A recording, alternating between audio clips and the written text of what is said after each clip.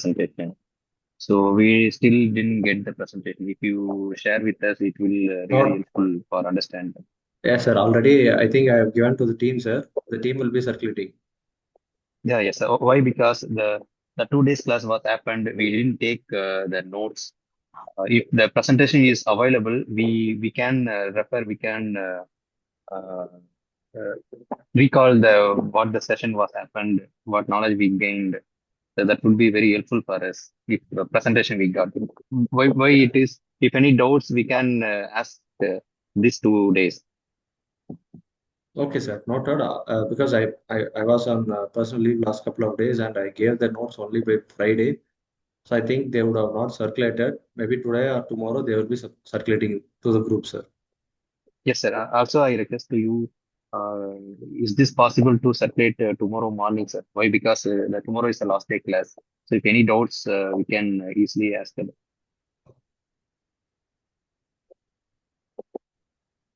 Okay, sir. I will check with Prabhakaran, sir.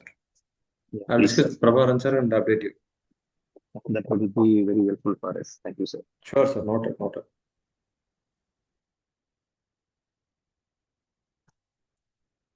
Any other query, sir? No, sir. Shall we get into Thank the you, sir. class, sir? No, sir. You can continue, sir. I have a query, sir. So this material, I think there is some material on the Google Classroom page. Okay. Yes. So Okay. this will be available for us definitely, like, or is it a time limitation, like, only for No, no, like no. 10 days or 15 days or 20 days, or it's No, the indefinitely, right? We can access this anytime in yes, future. exactly, sir. You can access indefinitely, but I'm not aware about the time bound. You can check with Prabhakaran, sir. Prabhavan. Prabhakaran or Vision Excellent team, whomever you are getting in touch with them. Okay. Okay. Thank you. Thank you. So in the last couple of weeks, we had in the last two sessions, we had about the introduction about what is Lean and what is Six Sigma. Clear? Is all clear, sir? So this week's Yes, session sir. could be today and tomorrow session will be we will be going into understanding about DMAG. What is DMAG? Define, measure, analysis, improve, and control. Correct, sir? Yes, So sir. DMAG is basically DMAIC. So we will be discussing about two topics today, and remaining three would be by tomorrow. So today we will be covering about design phase, define phase, and measure phase today. Yes, sir. Yes. Okay. So what is meant by what all we saw in define phase? What all we saw in define phase? Define the Any, causes, sir. what all we have discussed in define phase? In define phase, the first step is The project project identification. has select the project. Exactly. Select the process. Select the project is like project identification, project Finalize prioritization, project. and finalizing the project chart. Wonderful, ma'am. So these things.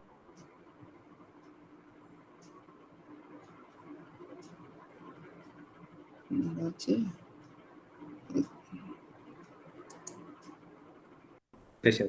So in voice of business, cost of Sir, poor quality, these all available in your study material, sir. I'm not going anything outside the topic.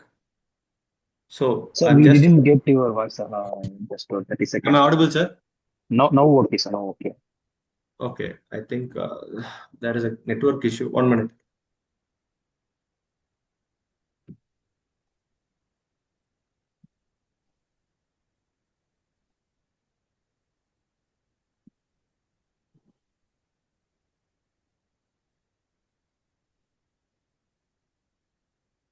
So now is it okay, sir? Now can you hear me clearly? Yes, sir. Okay.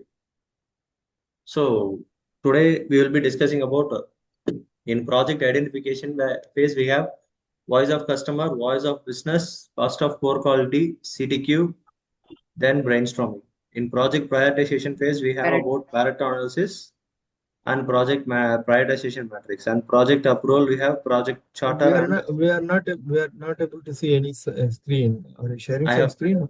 no, I have I have Okay. told initially, sir, I am not sharing any screen. This is an Okay. Understood. discussion Thank you. topic. Thank you. Thank you. So these are present in your slides. So I'm trying to discuss about this so that we can have a little bit of brainstorming session about each topics. Okay. So in project prioritization phase, we have about voice of customer. What do you mean by voice of customer? Getting the feedback. Getting the feedback. Then Requirement of the customer. In the form of The requirement of complaint, the in customer. in the form of Issue. yeah. feedback, Sir, one by one. Sorry. First is customer feedback. Second one is feedback, customer satisfaction, satisfaction. On-time delivery. On-time delivery. Okay. Suggestions, complaints. It could be like delivery delay, not on time Based on the delivery. customer Effect. So based on Delivery. customer to expectation. meet the delivery, we will be working on time delivery. So Okay. customer is expecting delivery on time. For this, we are working Yes. backward and we are giving us it on time delivery. Yes, sir. Yes, sir. Yes, sir. Reduce complaint and warranty claims. Okay. These are all called as voice of customer. Voice of VOC is nothing but it's purely a customer expectation or customer feedback. What all customer is expecting and how are we going to address them? Yes, sir. Are you with me, sir? yes, yes. Understanding the customer needs, expectations, complaints, and preference to meet the customer requirements. We call them as voice of customer. Correct, sir? Are you with me, sir? Yes, sir. Yeah. Yes, sir. Yes, sir. So, voice of customer is nothing but meeting the customer needs, customer expectations, complaints, and preferences. So, how all you can do this to meet the customer requirements? Product. Sorry, sir. Review. Good product. Customer record for customer need. So, we have to get the feedback from the customer. Based on reviews. Exactly, sir. Feedbacks. Yeah, based on reviews, based on feedbacks. So consider an organization that is not getting the feedback from the customer very frequently. What will happen? They Why do we doesn't need know what we have to improve. exactly, ma'am? So what is the basic need of understanding the customer requirement? Why do we need to understand customer requirement first? For getting the negative feedbacks. For getting the negative feedbacks or to get survival? To align our process in line with the customer expectations. Exactly, sir. So we need to align our process with customer. So any one example where customer feedback was not accepted by the customer, by the manufacturer, and they lose the market potential. Can you give any one of the example? Nokia. Nokia, okay. Then Motorola. BlackBerry, Kodak. wonderful. BlackBerry, Kodak. Kodak. Then Ambassador. wonderful. I was expecting this answer. Ambassador. What was the major problem with Ambassador, sir? No Not innovation. up to date with the design. Design. Not Not upgraded with the design. it wonderful. only for particular uh, uh, type of working style like It bureaucrat could and not meet the expectation of the customers on the time. Upgrade. They didn't doesn't upgrade. they doesn't think any model beyond the Ambassador. Then they were not aligning their requirement with respect to the market. They were producing the cars with the lead time of 4 weeks, 5 weeks, 3 weeks, or more than 4 months certain time. So if you want a car from Ambassador, you have to book now and you have to get in the month of January 2027. Are the customers so nowadays the customers are so patient to get your product unless and otherwise you are unique in some features? Yes or no, sir? Yes, that's good. yes. So if we go to Rolls Royce and we tell them that we want a car and Rolls Royce says you have to wait for 6 months, we will wait. If you go to Maruti or Toyota and if Toyota or Maruti says you have to get the car only in 2027, we will be waiting for them? or we'll be going for an alternate? Going We'll be for checking for alternates. So because market is so competitive, so you have to upgrade us each and then. If you are not upgrading us each and then we'll be losing our market share. Market shares. Wonderful, sir. So voice of customer is so essential that you have to understand the customers. So each and everyone working here or working there to satisfy the customers. So the customer requirement must be met. Only then we will be surviving in the market, and it has to be taken into a periodic reviews also. So there are two kinds of reviews that can be done. One is reactive, and then other one is called as proactive. What is meant by reactive and proactive? Customer used to share the feedback in a reactive mode. Reactive mode. And proactive, we are going to get the feedback from the customer. So in Ambassador, it was reactive. In Motorola and BlackBerry, it was reactive. So customers are telling them that, see, we have received new models in the market. Please upgrade yourself. The manufacturer doesn't take this part in their mind, and they were still producing the same part. So they become obsolete. The proactive is those who listen to the customers, those who make the reviews periodically, those who creates the review mechanism periodically, they get succeeded. Any example of this, sir? I have one question here. See, this reactive and proactive, how is it? How is it like our action? We are taking the feedback before something happen, or we are taking the. Is it called proactive or how Reactive is I am asking the you are telling me the feedback. Dinesh, your network is poor. I am not listening to it. I am continuing the session. That is reactive. At the end of the session, Dinesh is asking everyone, sir, please tell me any feedback so that I can take it and I can improve. That is proactive.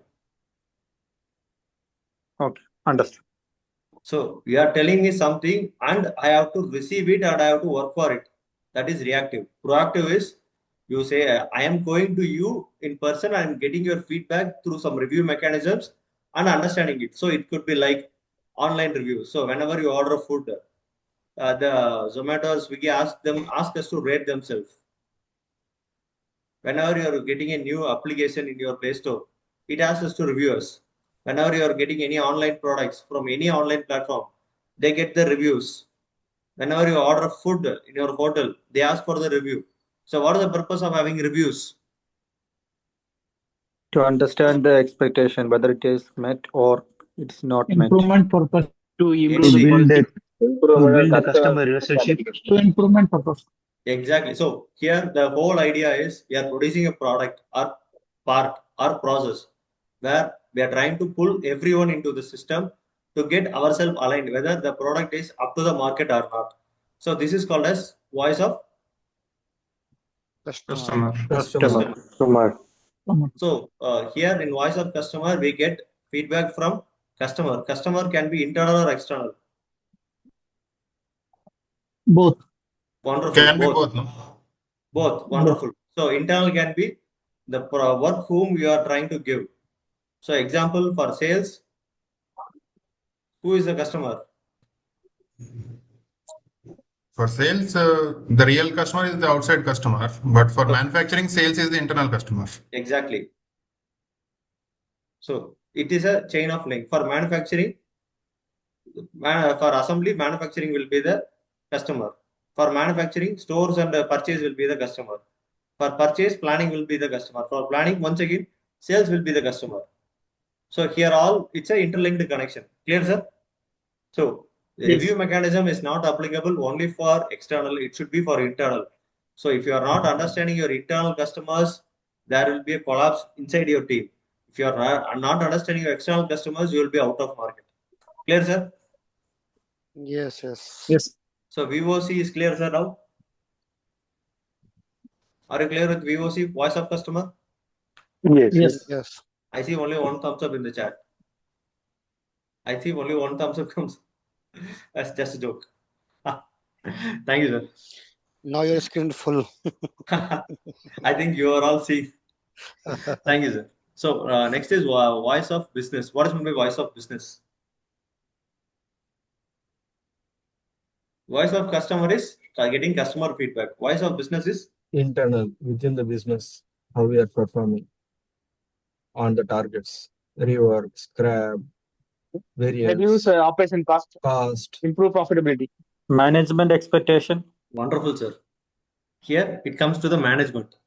So voice of business is what the management tries to tries to understand from the manufacturing or operations or the whole entire team. So example, there is huge rejection rate in the company. So please share the notes or PPT for the previous session for recording. Amateur, this topic already we have discussed. If you have any question, please park now. We will discuss after the session. So sorry, sir. Here the customer, the management will be asking for three main top line goals. One is profitability. Second one is cost savings, and the third one would be yes, sir. Magesh, sir. Sir, now we are discussing about VOC, VOB and all now. So this is comes under defined phase or what exactly we are discussing? Just I want to understand in macro level. Sir, are you sharing any screen or which topic, why we are discussing these things? Just I want to understand. Sir, it is a part of project identification phase. Oh, okay. Sir, it is already in your study material. In project identification phase, we have 7 topics. Okay. One is voice of customer. So second topic is voice of business. Understood, but can you share that screen? If already study material, if it is there, if you share it, it would be very useful for us. Under which heading we are discussing these things?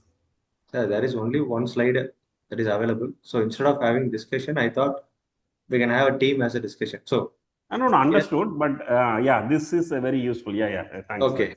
So here in project identification, we have discussed about voice of customer. Yeah. Okay. So now we are discussing about voice of business. Okay, sir. Now I am clear. Yeah, please proceed. So for some time I will be switching off my screen, sir. Okay. Since you asked, I will share my screen. Yeah. So is this clear, sir? So now we are understanding about voice of business. So what is going to be voice of business? So we have to align our goals with respect to organization or management goals. So what basically management will be considering for? One will be cost saving. Second one will be profitability. The third one will be customer complaint rejection. Yes, sir? Yes. Are you with me, sir? Yes. So first, the customer will be expecting only 3 or the customer goals or organization goals or strategic goals for the management will be basically 5. One will be profitability. Profitability means increase the turnover from X to Y, from 100 crores to 200 crores, or from 200 crores to 500 crores. This will be the first category for organization. Second one will be first one is profitability. Second one is cost saving. So how much our cost saving will be done this particular year. The third one will be customer complaints. Customer complaints means customer management will be asking you to reduce the customer complaint from X to X minus 10. So if the customer complaint is 20%, we have to reduce to 5%. So for this, we have to align the goals. So for these 3 activities, we will be taking as a problem and we will be fine tuning them. Or in certain companies where attrition is high, so management will be asking for the HR to reduce the attrition from 20% to 10% or 5%, or they will ask us to improve multi-skilling of the operators, multi-skilling of laborers, or if there is increasing in inventory, management will be asking for us to reduce the inventory from 20 crores to 10 crores. Or if your what else is missing? If your breakdowns are high, management is asking us to reduce the breakdown MTTR from 10% to 5%. So these are some of the areas where management will be keen focus on. For these main major topics, we have to drill down and we have to analyze and we have to provide the solution. Clear, sir? This is voice of business. Clear, sir? Yes. What is one voice of business? Yeah. Yes. So with respect to rejections, can you provide any examples? How business aligns and how they are providing it? Sir, here your rejection rate is more than 10% or 15% or 20%. So management will be trying to reduce the percentage of rejection from 20% to 5%. because we know that rejections are one of the main waste. So if you're trying to reduce the waste, automatically you get profitability. So they will be asking us to reduce the waste. So reduce the rejections. So this would be the problem. For reducing the rejections, you will be analyzing what are the critical points for rejection. So we will be creating our CTQs, critical to quality. What are the factors affecting the rejection? It is man, machine, material, methods, whichever is affecting it. Then we are trying to drill down each and everything, and then we have to find the root cause. And for this root cause, we will be addressing them so that our rejection rate will be reduced. Clear, sir? Yeah, clear. So this is with respect to voice of business. The third one is CTQ. What is meant by CTQ, sir? Sorry. Critical to quality. Critical to quality Third means? one is customer complaints. Sorry, cost of poor quality.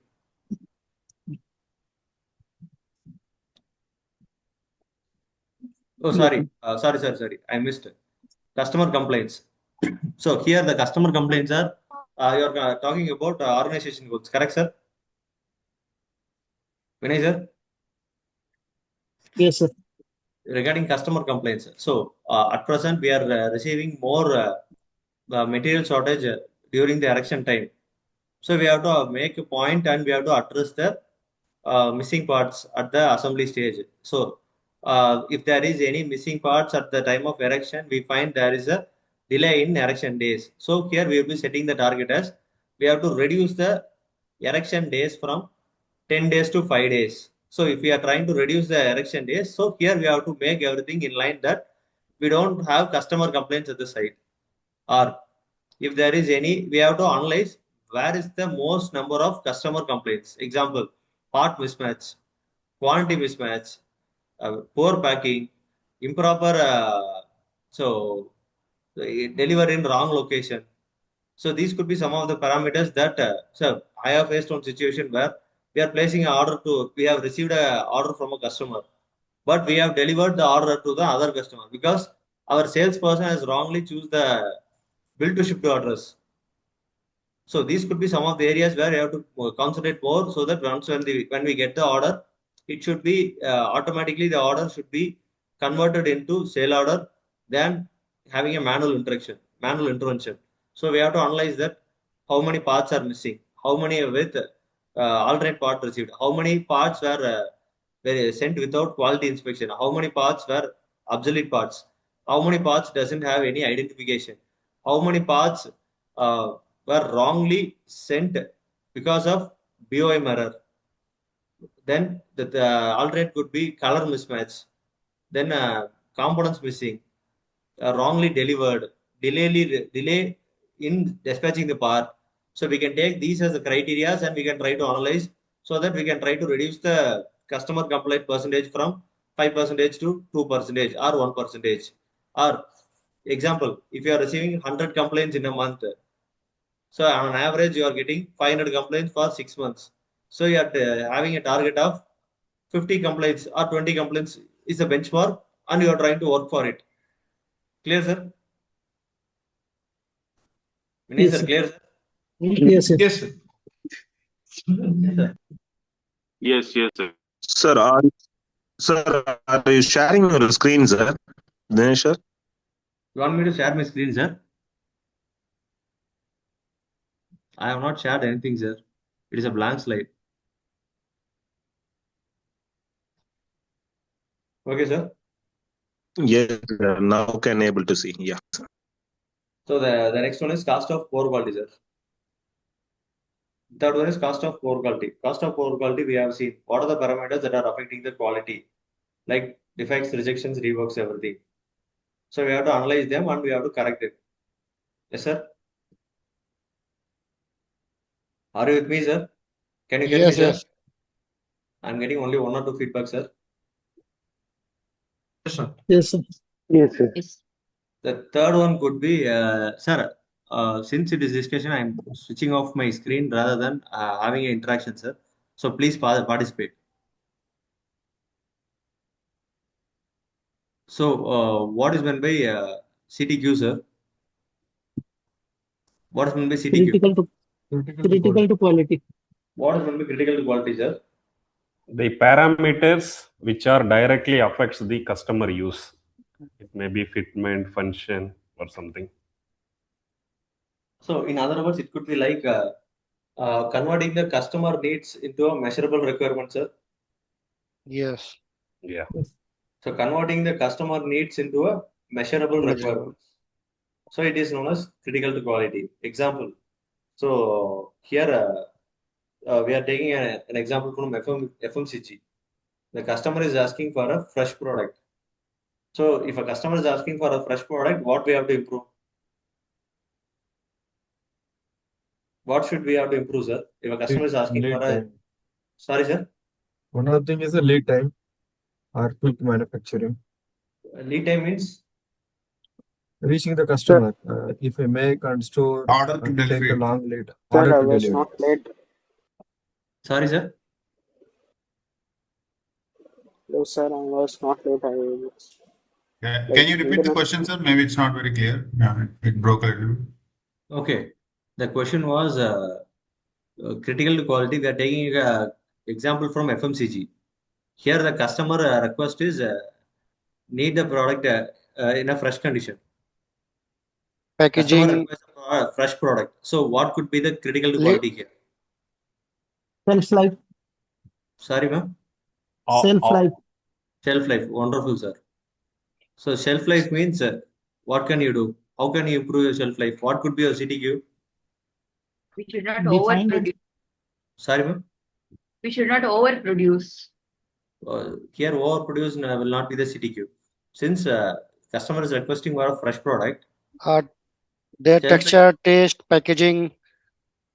Quick turnaround time. Quick turnaround time can be there. Here the question is customer needs only fresh product. So if the customer needs fresh product, you have to increase the shelf life of the product.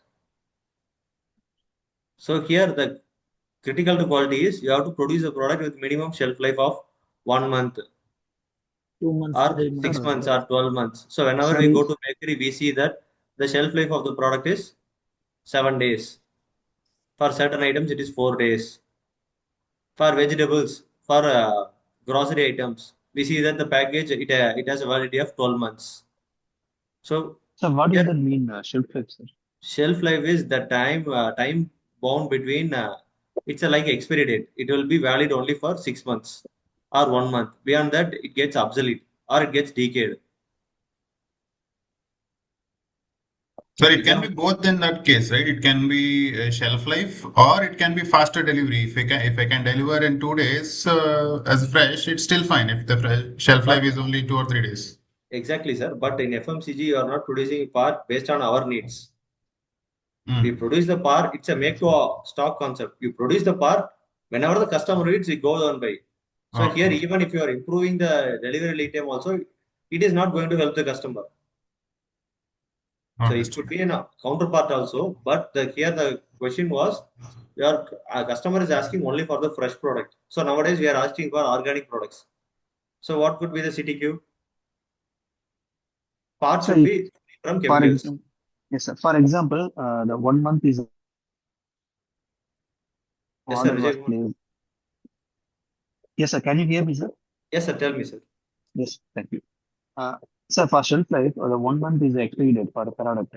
So if the customer ordered the product, they delivered. If customer not order, the product will be rejected, right? Sir, here in FMCG, sir, today you are getting rice from the market. Whether you are ordering it, based on your order only, the farmers are producing it. No. So here we get the concept called make to stock. In manufacturing, we produce the parts based on make to order. So based on make to order, your answer is correct. But for FMCG, so we don't know when the demand comes. So we produce them as per the monthly forecast and we keep them in stock. And once when it is stock, we are going to use them. So here shelf life means, sir, in industries, are you with manufacturing industries, sir? Vijay, sir? Yes, sir. Yes, sir.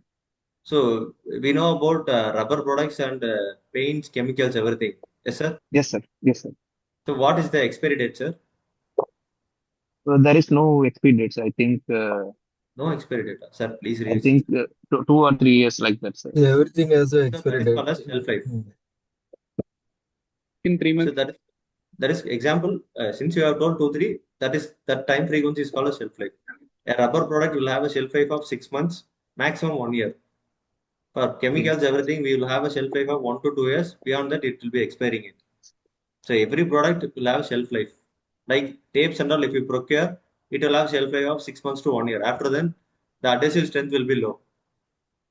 So that is called a shelf life. Clear, sir? Magesh sir, tell me, sir.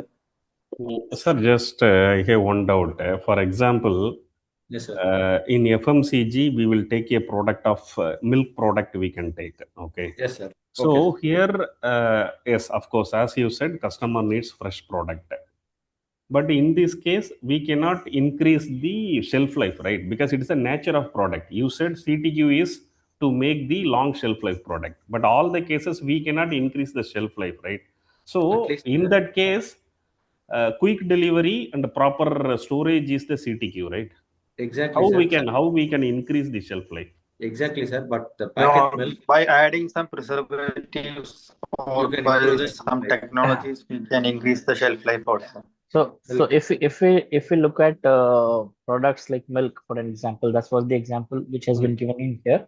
So there are two type of milk which is available. One is your daily fresh product, which has a 3-day shelf life, and the other, for that, when we say critical to quality, one of the parameters to understand that can be the packaged milk, which has a higher shelf life, which can be stored in the stores and the supermarkets for a longer time, and it's usable as well. So that can be the option probably when we look at how do we react to the outside world in terms of the customers on the milk product. So that's a variable. Exactly, sir. Probably, yeah. Right. Sir, here one is you have to understand the market. Second one is you have to make yourself available for the market. So here the customer constraint is he needs the product as fresh. So if you need to provide the product fresh, you have to understand you have to improve the shelf life. So in order to improve the shelf life, what all you could do? So that could be your critical to quality. Clear, sir? Yeah, okay, got it. CTQ. Thanks, Umesh, for your view also. Thanks. So if you take a service, in service, what could be the need of the customer, sir? What is the need of a customer? Whenever we go to bank, what we face? Whenever we book a ticket in the system, Waiting what time. we face? Waiting time. Service, quick service we need, faster Yeah, service. the So turnaround time. exactly, sir. The turnaround time could be your CTQ.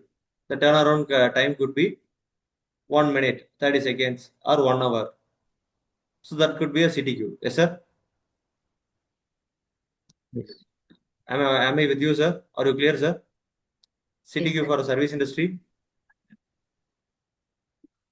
For example, whenever we take a manufacturing industry, the customer needs a defect-free product. So what could be the CTQ, sir?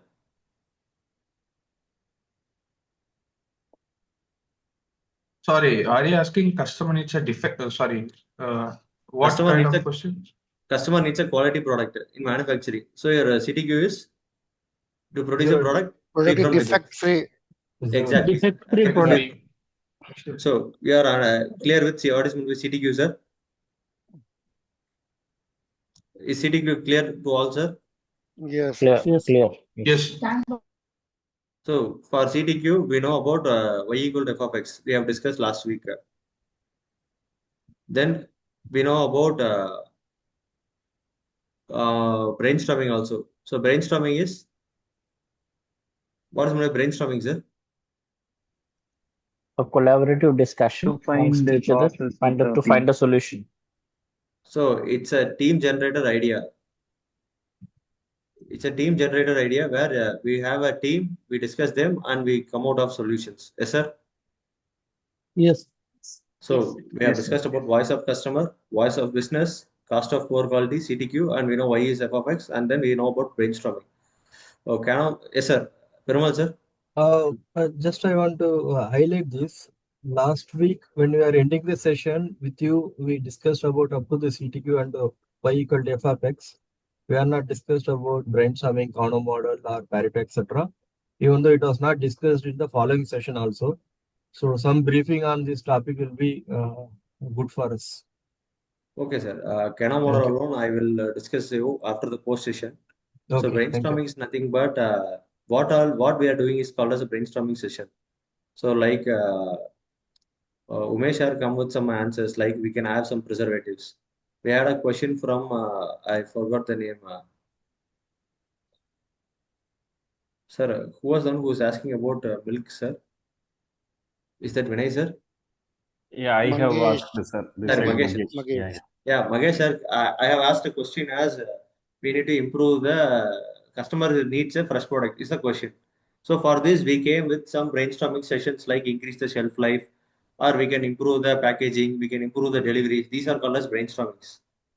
Clear, sir? Thermal, sir? So you can have a debate within your team and you can arrive some solutions. Yes, understood. Brainstorming understood. Okay, sir. Kano model I will explain you at the end of the session, sir. Thank you. So next is prioritization, Pareto. What about Kano model? Kano model, I told I will be explaining at the end of the session, sir. Okay, fine. So I don't have slides. I will add the slides and I will tell you. So here, first one. What is Pareto, sir? Or what do you know about Pareto? It's a graphical representation that shows that 80% of the problem, 80% of the problem lying with the 20% of the causes. Or So we can say 80% of the problem are because of 20% of causes. So Pareto was developed by a person called Wilfred Pareto. He's also called as 80-20 rule.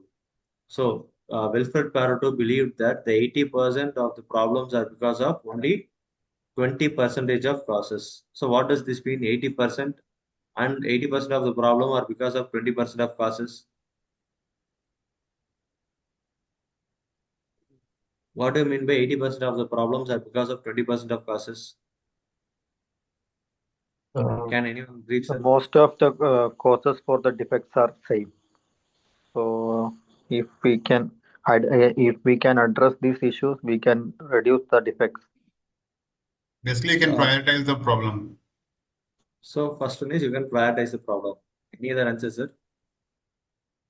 If you list down the problems, we may have so many problems. If we list down the problems, more Yes, sir. problems may cause because of few critical issues. Sorry, sir. No, just I'm explaining 80-20. You have asked 80-20, right? Yeah. Tell me, sir. Sorry, I missed it. So what I'm telling is, if we list down the problems what we are facing, most Yes, of the problems, 80% of problems may may occur because of few issues. Few root causes creates most of the problems. Okay. Then, sir, any other options or any other answers from the team, sir? I'm having a participant. 80% issue causes by only 20% problem. 20, you have a reversed answer. 80% of the problem are because of 20% of causes. For What does it mean? example, I can give you some manufacturing example. I am getting a final product defects.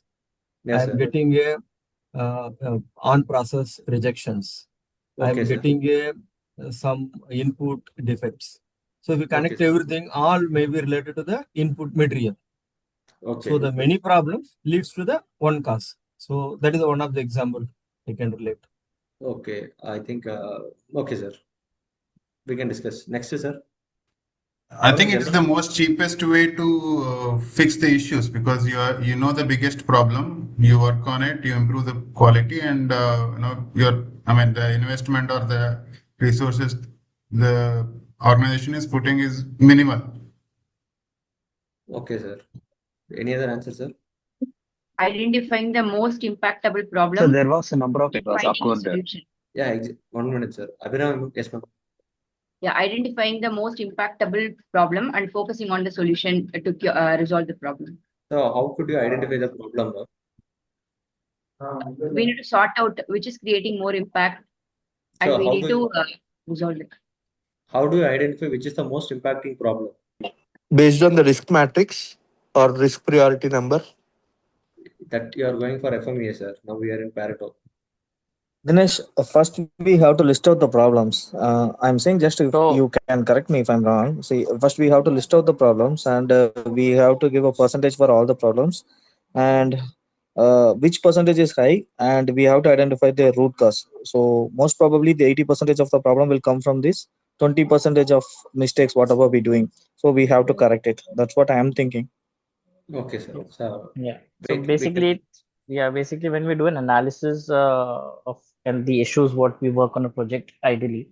Yes, So that's where we list down those items. We put that into a graph where we know which are the major problems which comes in. So we know our 5 problems, and after that, then with the analysis, we do a line chart where we say that how many times the frequency it happens, what are the cause of. Basically, one problem can like one defect can have multiple parallel problems. So one cause can have multiple 5 problems or 10 problems. So that's how we do this analysis. Once we have done this analysis, we exactly come to know where to focus on and which are the prioritized ones. So it's basically For an analysis on example, the graph. Yeah. as you said, for example, if we have some 50 problems, in that some five common defects, which will gives more 80 percentage of products are defects. So that maybe we have to concentrate. For example, in a shirt manufacturing, like stitching, broken stitch, loose threads, fabric stains, kind of things, we may have so many problems.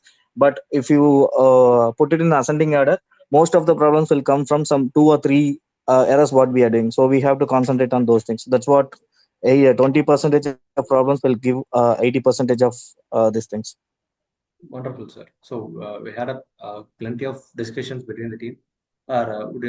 Does anyone like to participate in this discussion, or shall we move ahead? Yes, sir. I have one point. Yes, sir. Okay. So if you're manufacturing a product, there was several operations was there. We took the 5 operation to deliver one product, to manufacture one product. That product have 5 steps: operation 1, operation 2, operation 3. So in that, which operation have highest rejection rate or highest rework rate, highest variation rate? So that should be we note it down, and that should be we have to concentrate that to reduce that issues. Okay, sir. Wonderful. So we had a pool of answers. First of all, so we know how to create a Pareto chart in Excel. Yes, sir. We know. Do you know how to create a Pareto chart in Excel? If yes, I am Yes. If no, No, I have to. Yes. Okay. Can so you for provide now, an example? okay. So this same example I have taken and converted into an Excel. So I will be sharing my Excel screen now.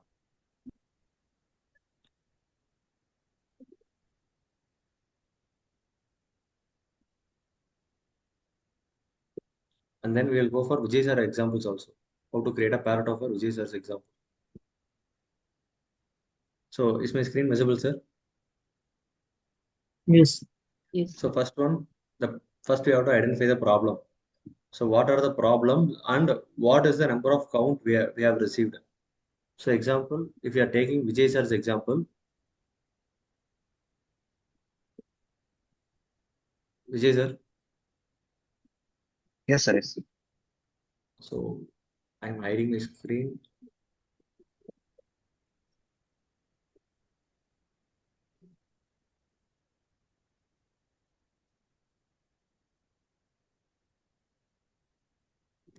So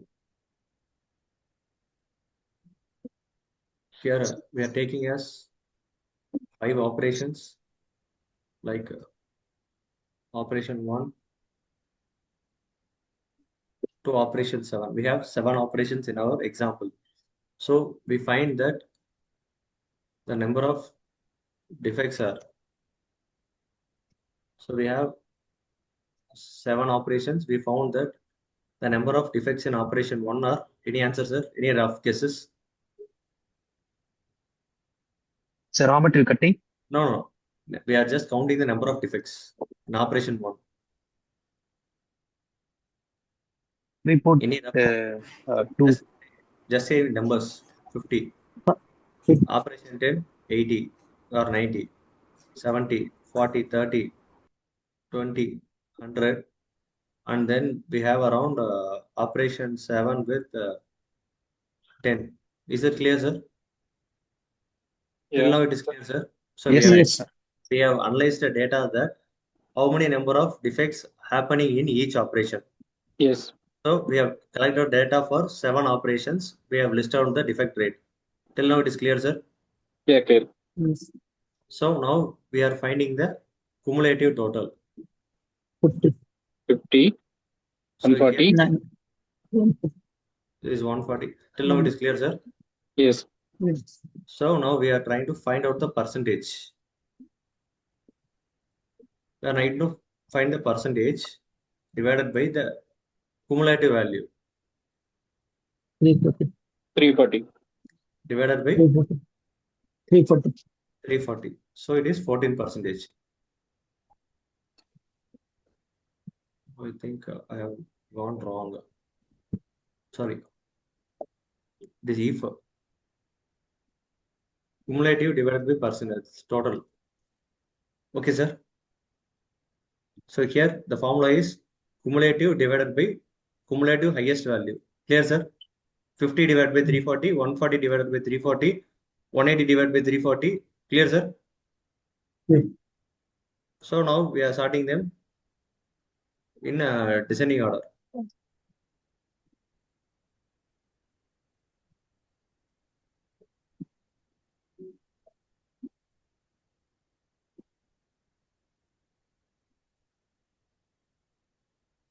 Sorting them.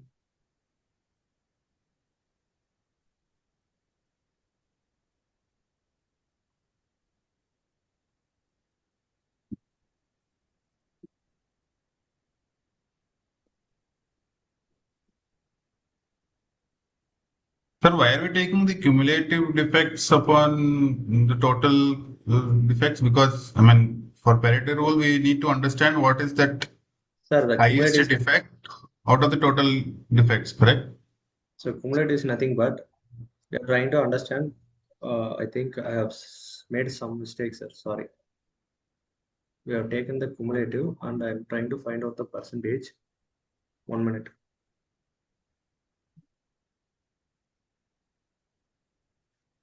Sorry. Before this, I have to sort the data. Sorry.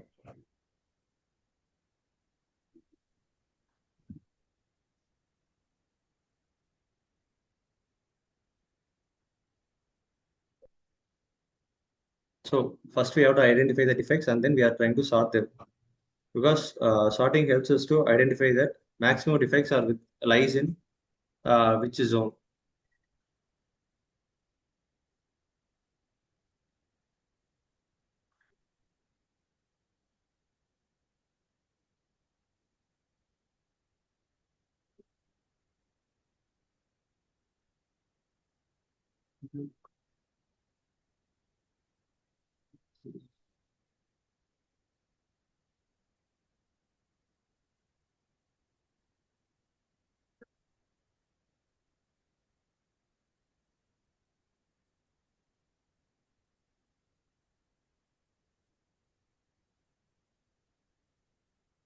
Okay, so the percentage that we are checking is also the cumulative percentage of the defect 1 and defect 2. So that way, I think it No. yeah, I makes think sense. I have missed out somewhere.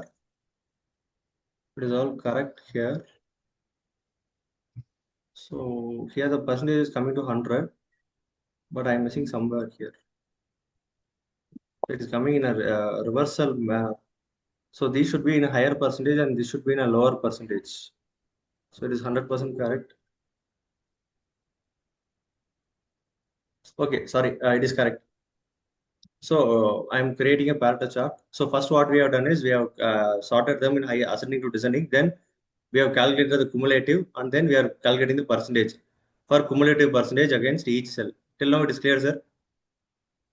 Yes. Till now it is clear, sir? Yeah.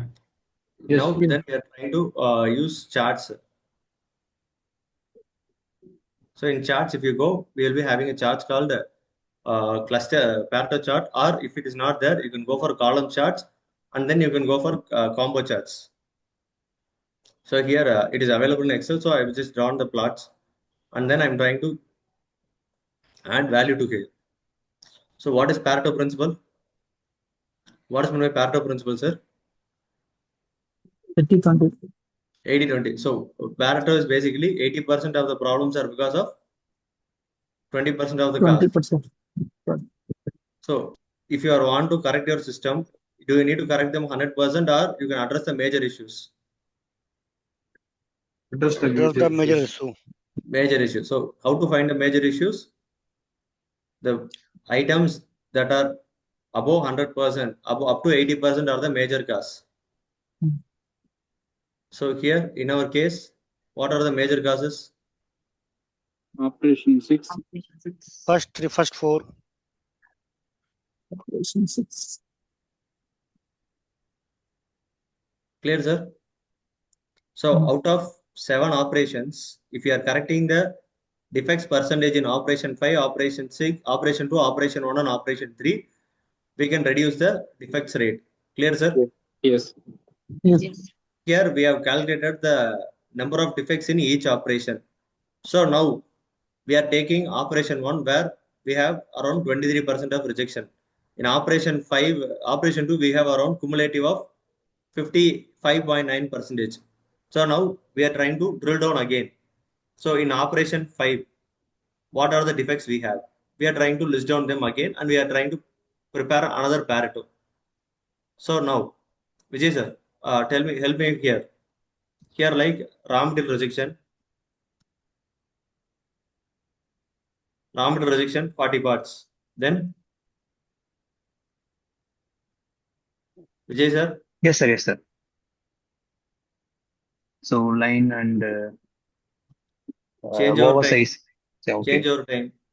Then, Tool oversize. tool wear and tear. Tool wear. Tool wear is around 15. Then, the last one could be Operator error. sorry, sir. Setting error. Setting. Operator error. Change over we have given. Operator mistake. Drawing error. Drawing. So here the drawing error is how much we have? Around 85 we have. The drawing. So here I'm making it as 12 and I'm making here as 18. So cumulative is 100. So already we have the 100 defects here. For this 100, we are stratifying them based on operation wise. Clear, sir? Yes, sir. Yes, Are you sir. with me, sir? Now once again I am sorting them. I am sorting them from largest to smallest. Once again repeating the same. So cumulative and percentage. So here I'm calculating the cumulative. The cumulative is 100. So I'm dividing the answer by 100. So once again I'm preparing a Pareto. Why I have to prepare a Pareto, sir? So to understand in operation 1, which is contributing more. Correct, sir? Are you Yes, with sir. me, Yes. sir? Yes. Are you with me, sir? Yes, sir. Yes, sir. Yes. Is this clear, sir? Yes. Or if you have any questions, you can ask me again, sir. So now, in operation, see, first we have prepared a Pareto, like understanding 7 operations. In 7 operations, we have calculated the number of defects. So we have calculated the cumulative and we have calculated the cumulative percentage. From this, we figured out that 80% of the problems are because of 4 operations. Operation 6, Operation 2, Operation 1 and Operation 3. Here we have taken Operation 1 and we have Operation 6 and we have drilled down. In operation, we find that the rejections are because of 5 issues. One is raw material change 40 defects, change over 20, drawing error 18, tool wear 12 and line rejection 10. So now we are trying to prepare a Pareto for this. So if you are trying to prepare a Pareto for this, the Pareto measure will be, what will be the majority, sir? 80% of the problems are because of 20%. So 80% Raw of material changeover and drawing error. So raw material changeover and drawing error. So if I'm correcting the incoming raw material, so I'm trying to reduce 40% of the problems in operation 6. Correct, sir? Yes. If I am trying to Yes, sir. reduce the changeover error, I am trying to reduce 20% of the defects. If I am trying to reduce the drawing error, I am trying to reduce 18%. So out of 60%, out of 100 defects in operation 6, almost 78 defects are because of these three issues. So if I am addressing these three issues, my problem will be corrected. Correct, sir? Yes. Yes, sir. Maximum problem will be solved. 80% problem. 80% of the problems will be clear. So if I'm trying to stratify for operation 2, operation 1 and operation 3, maybe the same topic would be repeated. So out of repeating this all 3 or all 4 steps, raw material will be the major problem. So if I'm strengthening the raw material inspection at both customer end and supplier end, the problem, the rejection rates will be reduced. Clear, sir? Yes. So by making or understanding the corrections for 1 or 2 process, you can improve the entire process. So 80% of the problems are basically because of 20% of the causes. So if you are trying to address this 20% of the cause, 80% of the problems will be reduced. Clear, sir? This we call it as 80-20 rule.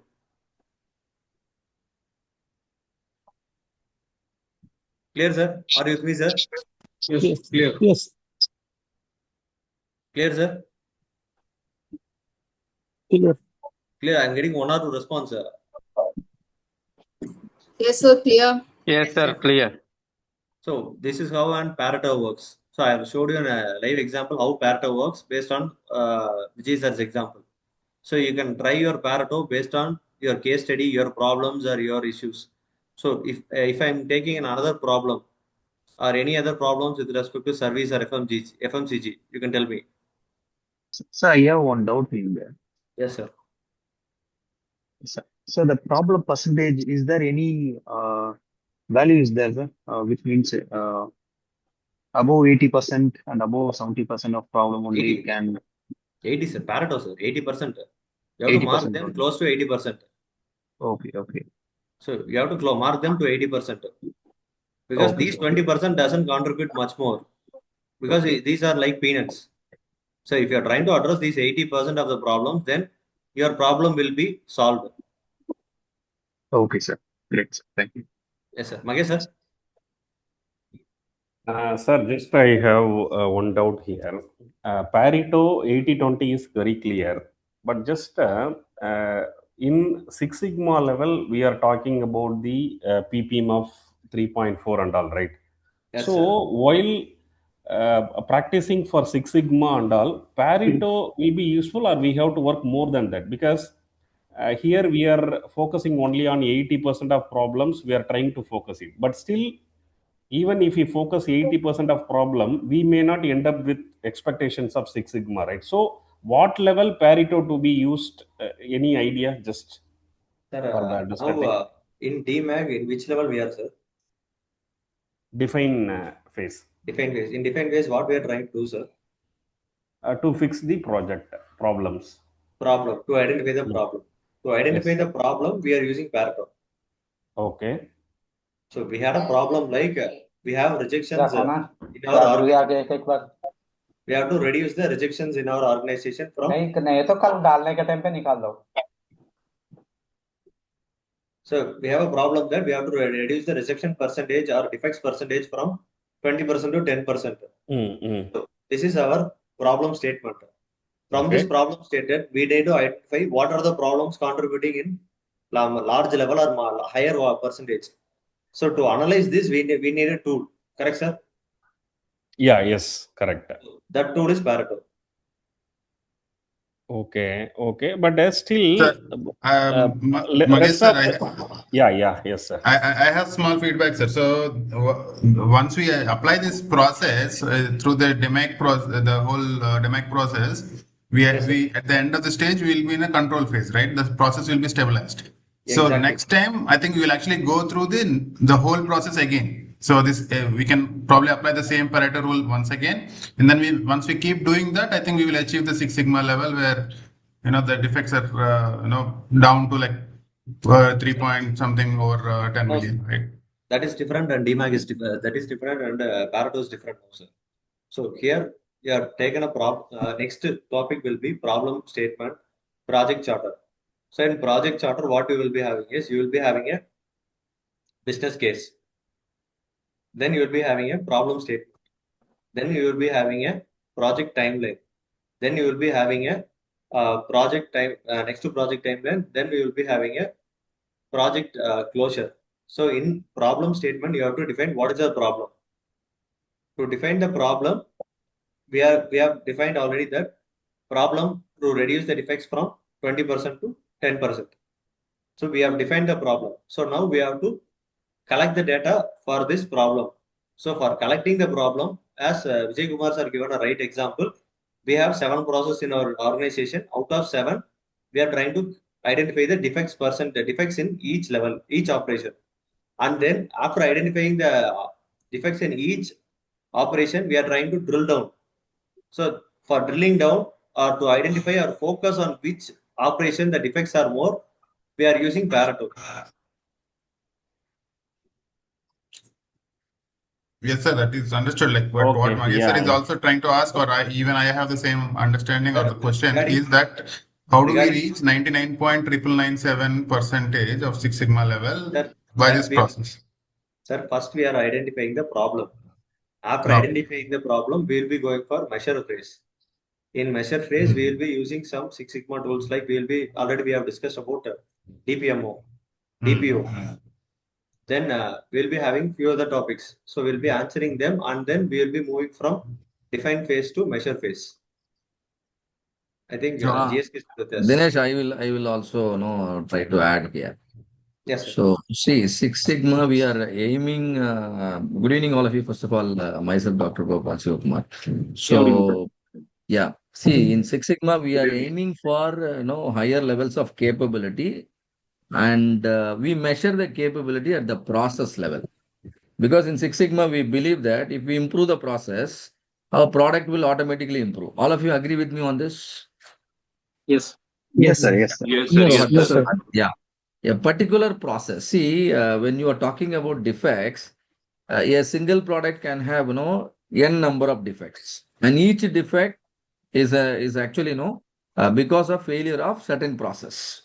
So we identify the defect and identify the process, try to achieve Six Sigma level performance with respect to the particular defect. Are you getting my point? Let's say in a garment industry, there is a button issue, right? Defective button. So why defective buttons are happening? Because button stitching is not up to the mark. Do you understand, all of you? Yes. There are so many types of defects that are possible. Yes. Defective button and stitching issues, and then coloring issues. So many issues. But these defects are triggered by different process. We have to identify a particular defect, and hence we have to drill it down to the level that we also identify the process that is actually triggering that defect. For example, if it is a defective button, what do you think, all of you? What could be the process that is actually triggering defective button? Is it cutting or stitching, or is it ironing, or is it coloring, or is it something else? During the process, buttoning process.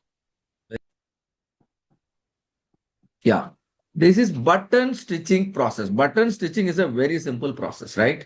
You just have to place the button properly and then do the stitching and then white light. And then QC inspection and then if everything goes well, the shirt will be passed on to the next stage. Now my project will focus on arresting only the button issues. There can be issue with the color, there can be issue with the condition of the button, there can be issue with the size of the button, there can be issue with the alignment of the button. All these things I will fix through my project. Before my project, the rejection rate was let's say 2%. That means out of every 100 buttons, there are 2 buttons having the issue. When I convert that into ppm, it will be very, very big number. Yes or no? 2% is too high. 2% of 10 lakh will be how much? 2% of 10 lakh is how much? 20,000. 2,000. Okay. So that many defects is occurring. Now my goal is to bring it down to 3.4 or below. That also I am not sure whether I will achieve it in one go, isn't it? Lot of efforts I have to do it, lot of improvement I have to do it, and make my process completely mistake proof. But definitely that to 20,000 can come down to 5,000 or 4,000. Do you all believe in that? Definitely. Yes. Yes, sir. Yeah. Yes. So it's a continuous cycle. It's a continuous improvement process. From 20, I bring it down to 5, and then from 5,000, I bring it down to 500, and then I bring it to 50, and then less than 5. Ultimately, I want to achieve zero defect in my product, right? So if you could achieve that, what do you call that, improvement in one go, then that's fantastic. Sometimes that also happens. But it cannot be the case with all your projects. So it's a project is also a continuous improvement journey only. From 2% of whatever 20,000, we gradually bring it down, and finally, yes, we can achieve the Six Sigma capability, where the defect rate will certainly be reduced to 3.4 DPMO, which means only 3 or 4 defective buttons are possible out of 1 million opportunities. If you could bring it down further and achieve zero defect, then that's fantastic. You can also go to the 7 sigma level and 8 sigma level, but it all depends on the criticality of the process and the cost associated with the failure. If doing a project is worthy, and doing making some investment is worthy, and if the benefit is more than what we invest, and definitely we'll go, and then try to eliminate the defect completely, and even we automate the process completely, and we achieve Six Sigma level capability, which is 3.4 DPMO, meaning 3 or 4 defects out of 1 million, or in terms of yield, it is 99.999666%. Now you need to understand this capability be achieved only at the button stitching process level, yes or no? Still other defects are happening in other processes. So process by process, you should keep on moving and doing hundreds and thousands of projects over a period of maybe some months or some years. And then what will happen? One fine day, you will be able to notice your company started producing absolutely defect-free products. Yes or no? You Yes. understand? So Yes, I understand, sir. Six Sigma is a process level improvement. We must understand. And we want all of you to understand the Pareto principle, which is 80% of the failures are due to 20% of the defects, or 80% of the cost of poor quality. What is cost of poor quality? The cost associated with failure. Failure. Every failure has a cost associated, isn't it? You stitch the button wrongly, and then again you have to remove and then add another button. That's a failure in your process. That's not the way the work should go on, isn't it? So every failure has a cost associated, and the cost is, and we call it cost of poor quality. 80% of the cost of poor quality are contributed by 20% of the defects. What are those 20% of the defects? I want to understand. So I plotted a Pareto. I realized, yes, some 4 or 5 defects are contributing to major percentage of my COPQ. Now find out the first defect. Let's say it is defective button. And defective button is happening in different lines. Your pant also has button. Your shirt also has button. Your chudidar also has button. Your overcoat also has button. Do you see buttons in all these garments? Yes, definitely, isn't it? Yes. All these Yes. garments has buttons. Now you need to figure out, in which garment the defective button is occurring more frequently. Why am I doing this? Because I really don't want to keep my scope very wider, and then I don't want to struggle.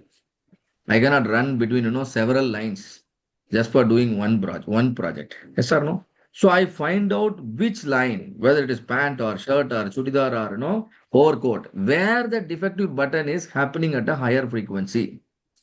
For that, I plot one more Pareto. This is called, subdividing the, what do you call, the defects. Subdividing. Like Dinesh was also trying to demonstrate, in the name of operation 1, operation 2, and so on. So now I realize the shirt section is the most dominating line where the defective button issue is happening very, very frequently. So all my project is now focused to what? The shirts section. Do you understand, all of you? Earlier it was defective button across my factory. Now it is defective button only in where? Only in the shirts section. You should not misinterpret this approach. Sir, what is this, sir? You are not attending to the problems happening in pant section. You are not attending to the problem happening in the chudidar section. Are we going to leave all those problems? Tell me. No, No, no. we are only prioritizing our efforts. There are a lot of improvement agents available in our company in the name of Six Sigma belts. We are going to involve all of them. That's that's a way of engaging people, respecting people. Involving your people in improvement effort is a way of respecting your people. Am I correct?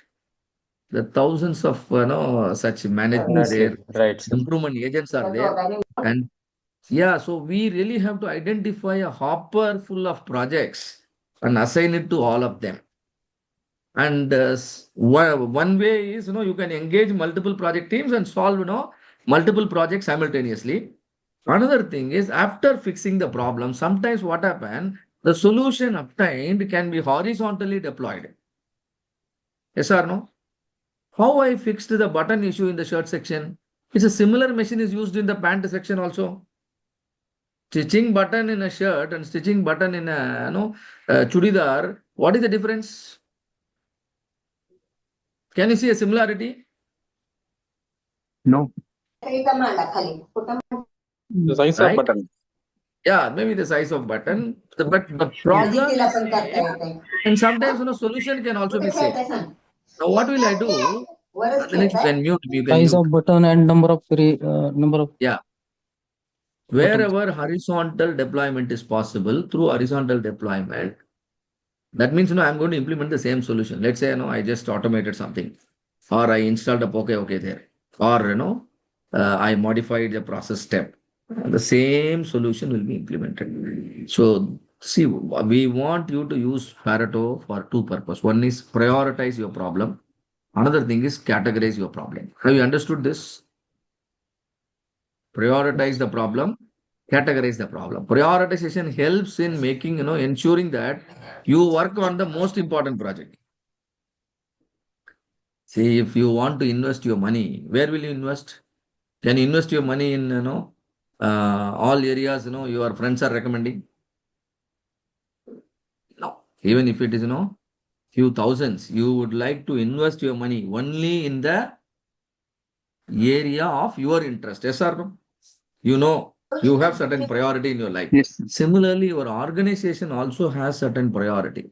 You must ensure the projects are also identified, executed as per the organization's priority. Okay, so prioritization is first goal. Another thing is after a project is prioritized, you need to categorize it. So in a garment industry, we discussed. Now let us switch to another service industry, a banking industry. Imagine there is a problem in the bank. The problem in the bank is, customers are complaining about waiting.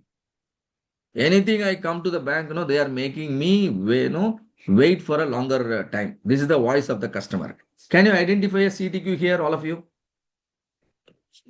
Customer voice is this, customer service is very poor. Every time I approach the bank, they are unnecessarily delaying, they are making me wait. Now, what is the CTQ here? Critical to quality. Turnaround time. Reducing the lead time. Very Minimum good. It waiting can be time. turnaround time, or it can be a processing time, or it can be Minimum waiting waiting time. time, because we need to figure it out. We can't, blindly say it is, the particular thing. You need to first of all categorize. Yes or no? Yes. Problem is understood. Customers, they don't want to Yes. wait. The customer want to know quick response. And through further interaction with the customer, you understand the problem is the loan processing time is very high. What is very high? Loan processing time. Loan processing time. Now we realize the exact CTQ is loan processing time. Now, can one of you give me a definition for loan processing time? What is loan processing time? From When does it start? application time to disperse of money. Excellent, fantastic definition. We have to have a definition. Even if you further refine it, that is no much more fabulous. The moment the application is logged in, maybe they might have some kind of software or something, and the application is logged in. Your clock started ticking.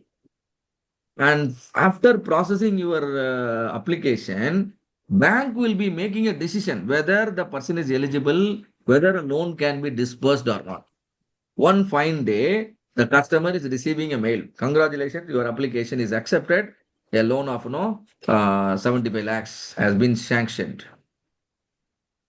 Please, maybe you can sign the document so that the account can be credited. Now, what is the last step in the process? Loan processing time. The first step is application logged in. What is the last step according to our discussion? A decision and written communication. A decision and written communication is made about the loan dispersal. The bank, makes a decision to they sanction the loan. It can be sanction or it can be rejection also. But that decision, do you understand the time lapsed between these two moments or these two activities is known as loan processing time? Is my definition is clear? All of you? Yes, Yes, Yeah. Yes. And by the way, why all of you are hiding your faces? Do you think we will be afraid seeing all your faces? I think we should be happy, seeing the learners. So those of you who are, in a comfortable situation, yes, please stay on the camera and you can make it, interactive to the extent possible. Great to see, a colorful screen. Fantastic. So we are talking about loan processing time, and the definition is made available.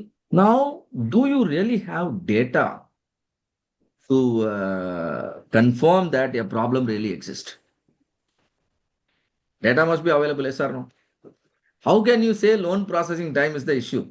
Okay, your customers are telling, do you also have data? Of course, the data part will come in the measure phase. But if something is available, you can cross-verify with the data. What is that data is telling you? Data is also confirming, yes, loan processing time is the problem, right? And right now, our bank is minimum taking 12 days to make a decision when an application is submitted. How many days? 12 days. 12 days. And all your competitors are now processing the loan application in just 2 days. Now there is a project opportunity.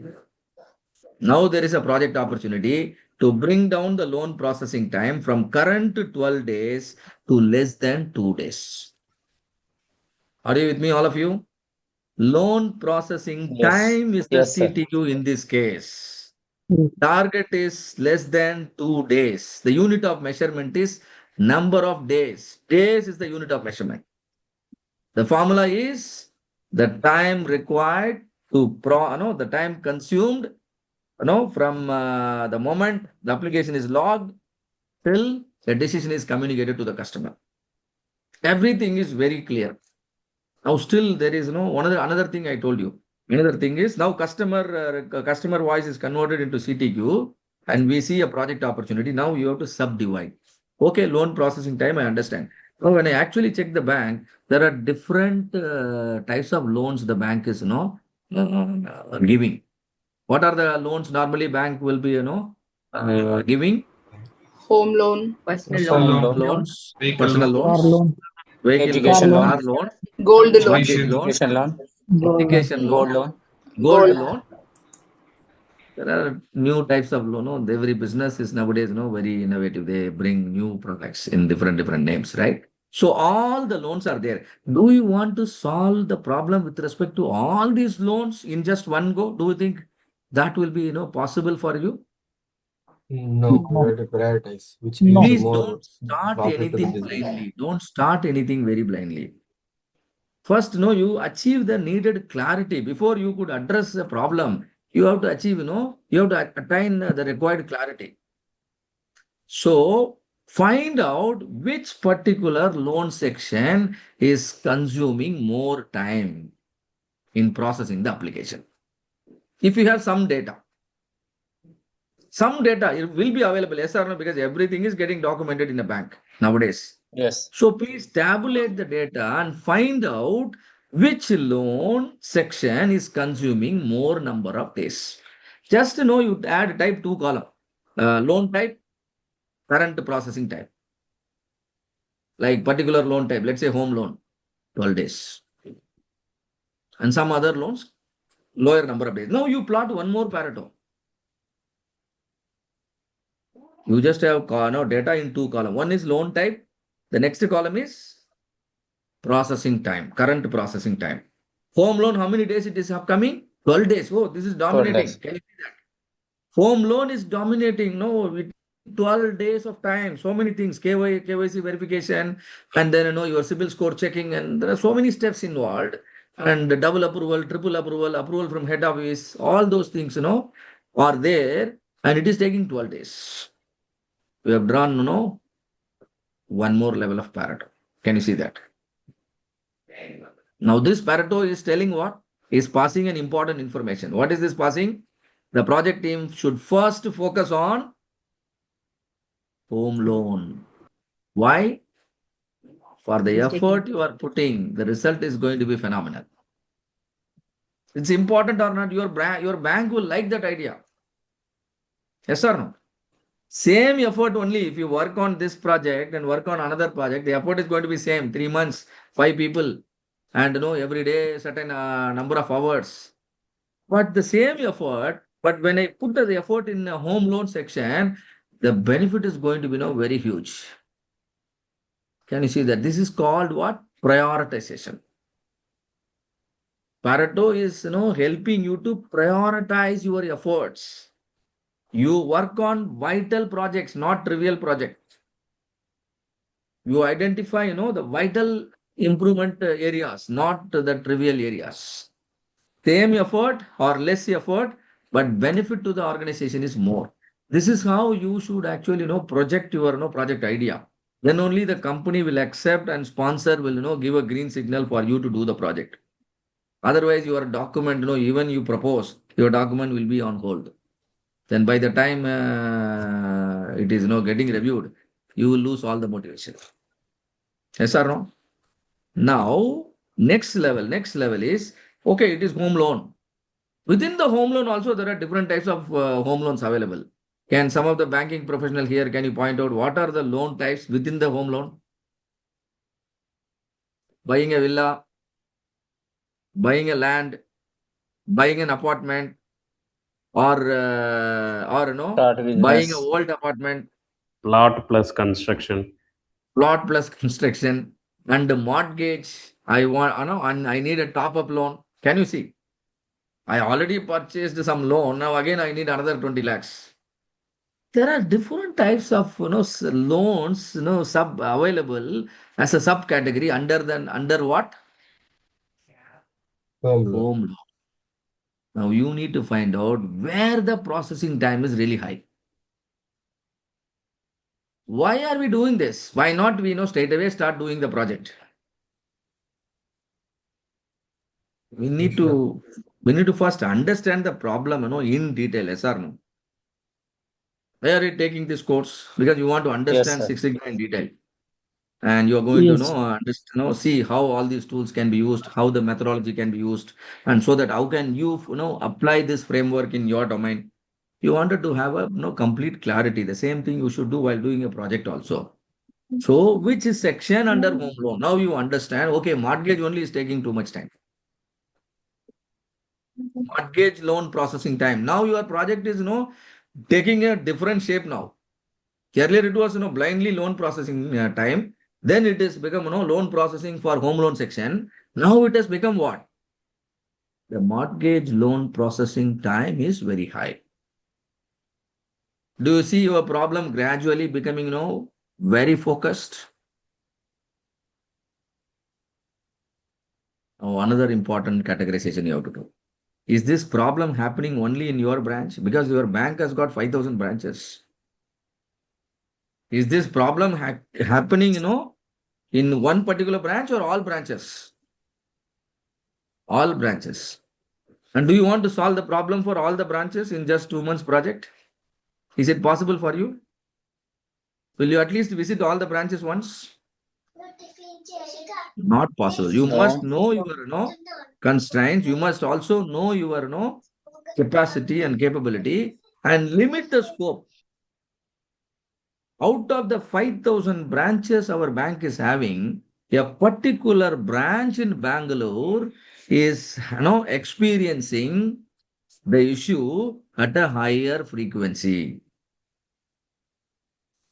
Now another technique, another way of categorization. Home loan wise we categorize. Now location wise also we are categorizing. Now the project team realizes the Bangalore branch deserves the immediate attention. Are you getting my point? Now the project team will be deputed to the Bangalore branch. Now they will use the data and only related to the Bangalore branch. That's all. They don't have to go through the 5,000 branch details. No, not required. So, almost 90% of the scope is now removed. Do you understand? Why are we doing this? The chance of you succeeding in your efforts, the chance for you to deliver an appreciable result is now very, very high. Yes or no? If you straight away started a project and started conducting a meeting, then probably it's called scope creep. And there is no clarity, there is the direction is not there. And how where to collect data and where is the problem, what is the definition, nothing is there. If you have this, if you achieve this much level of clarity, the problem is almost solved. You have to do this exercise. You have to prioritize. You have to categorize. You know the outcome. Now you are able to see the exact process, and you are now able to see the exact people who are part of the problem. Are you getting my point? Very, very important. Now you understood the exact process and the exact people who are directly, indirectly, involved in the problem. They are called stakeholders. All of them are called stakeholders. You have to involve all these stakeholders if you are really interested in solving a problem and finding out a solution. Yes or no? If people are part of the problem, they should also be part of the solution. Isn't it? Patient's participation is very, very important while giving a treatment. Yes or no?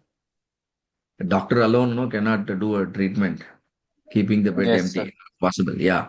So you involve the patient, in your process. Who are the people? What are they doing? Where, what is that? They are doing wrong. If they don't know, we can teach them. Or if something has to be changed, we will change. If some assistance has to be given, we'll give. If some systems to be created, if some equipments to be provided, and all that we are ready to do. Because the project team has already got the buy-in of the top management.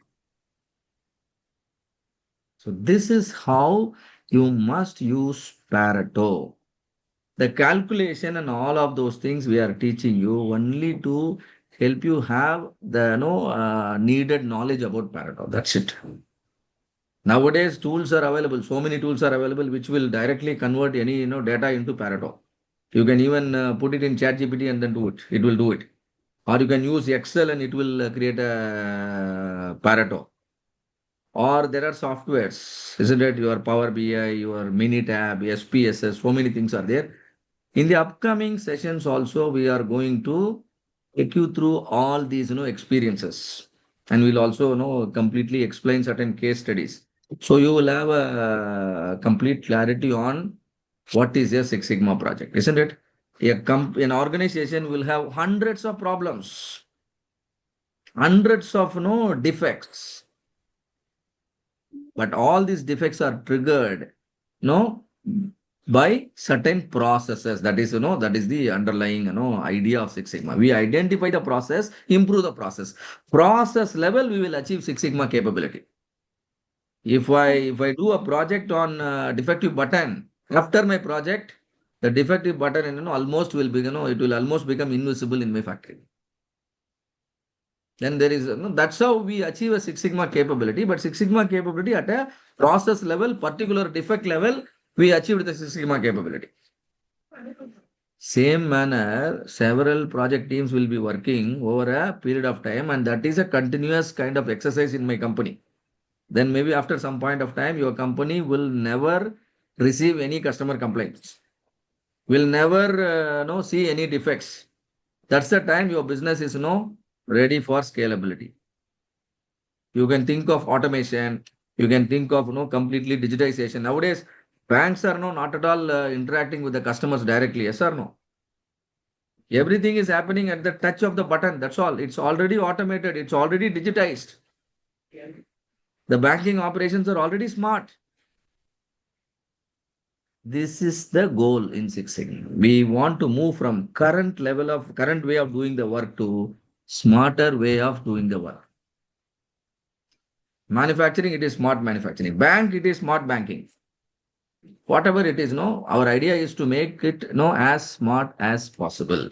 Smartness means completely automated, digitized, and then information is available to all the stakeholders at all point of time. I submitted an application. Where is it stuck? Is it stuck at the branch itself or head office? Or what is the problem? Is there any document incomplete? Everything is available at any point of time. Think about your banking process in the current condition. Think about the smarter banking. We have to move from current state to smarter banking. For that, we have to do hundreds of projects. Once our operations are completely error free, we can adopt the best technology that is available in the market and to make our business completely digital, smart, meaning AI driven. Yes or no? This is why we are just teaching you different tools, but how to use the tools, that again depends on your approach, right? And you have to get a bigger picture, and so that you will be able to use these principles, some of the basic principles, some of the tools, the methodology DMAC. Every single project will be executed in a phased manner. Define first. Define means understand. A problem well defined is half done. I would say 90% done, right? So you define well, you prioritize, you categorize, and make it a specific focused problem. Don't try to solve everything in just one project. And all those exercises you can do it without using the name of DMAC and all those things. No need. If something can be solved very easily, you please solve it. You don't have to make it as a what do you call a DMAC project. Not required. But certain things which are really complex, where your quick fixing idea will not work. A systematic thinking is required. Team effort is required. Those kind of issues should be considered for DMAC project. Are you with me on this? You like this idea, isn't it? And then form a team and go step by step, define. Then you measure. The idea of measure is verify the problem really exists. Create evidence of existence of the problem. Present it to the top management. And project to the management that it's not a random issue. It's not just one customer made a complaint and we are doing a project. It is a system failure. Even if another 100 application comes, another 100 application will also have the same experience. So we have to fix it. Systemic problem requires systematic approach, and then only DMAC is required. And in the measure phase, you have to fix your current state. We clearly told, the current processing time is 12 days. How did you know that? We have the data, last 6 months data, last 3 months data. You decide, the duration. It can be just 1 month. The problem would have started, recently. Then you will have only 1 month of data indicating the problem. Problem may be, persisting for last 6 months. Then all the 6 months data can confirm the problem, yes or no? Some of the problem might exist, years together. In such a case, you will have, a good trend showing, a continuous failure of certain process. When you propose something to the top management, you have a complete, command and understanding about the problem. You are considered to have understood the problem if and only you could speak in terms of process and the actual stakeholders. You should have a visibility of the actual stakeholders. Yes, it is a Bangalore branch, and it is the home loan, let's say mortgage loan. And so this is the process steps. It's a 12-step process. And first step, the process owner, who is the process owner. Second step, who is the process owner. All the process owners are visible, and who are the other parties who are involved in the process. Everything is clearly known to you. Your project team selection should also be based on the understanding of the stakeholders. Clear, all of you? So we will be revisiting the DMAC, multiple times, because everything is a continuous improvement. So DMAC at the bigger level you are going through, and again, at a project specific level, and finally we will run through certain case studies, and then things will be very, very clear. Okay. So I think the doubt about what is Six Sigma 3.4 is getting connected now. Am I right? Because when we do this kind of projects, hundreds of these projects, are you confident now our defect rate will slowly approach zero? All the customers will have pleasant experience with our Yes, banking. yes. It's not going to Yes, happen, sir. in overnight, or it's not going to happen in one project. One project, one specific problem, by improving one specific process, yes, we are going to achieve, higher levels of capability. But then for your customer to feel the zero defect, scenario, all the employees have to participate. If you make all your employees understand this, and the leadership team also leads this initiative, then the initiative is called Operational Excellence Initiative. It's a campaign now. Everybody is participating, Operational Excellence campaign. So Lean Six Sigma projects are part of your Operational Excellence campaign. And the Lean Six Sigma approach, Lean Six Sigma methodology, Lean Six Sigma tools and techniques will be considered a best fit for problems which are complex in nature. Right? Some certain problems, might have a ready-made solution, and you should not be, wasting your organization's resources by doing those projects. There you can directly implement the solution, isn't it? Because if solution readily available, please implement it. You don't have to call it, in the name of DMAC and all those things, not required. You can straight away implement. But problems which are complex, meaning, it is vague, like we also began that way only, loan processing. But then later we realized there are 5,000 branches, there are 20 different types of loans. And then within that one type of loan, further subcategory exists. And now we have a lot of clarity. So your complexity is broken down to simplicity now. Process is clearly visible. The stakeholders are also clearly visible. Now document the process in the as it is condition. Document the problem to understand the current state with evidence. Now you create a project charter. What is a project charter? It's a one-page document or a two-page document. How to prepare it? So that if your management sees, they immediately put the signature and stamp. Now your project is live, isn't it? So that is what you will be learning after the break now. Okay. So Dinesh, can we give a break here? Yes, sir. We can go for a break. We can Yeah. come by 9 o'clock. Sir. Yeah. Yes. Any questions? Yeah. Yeah, sir, I have one question. Actually, this is the basically we need to apply the DMAT process when the depends upon the industry size or depends upon the problem size. How can we understand this one exactly?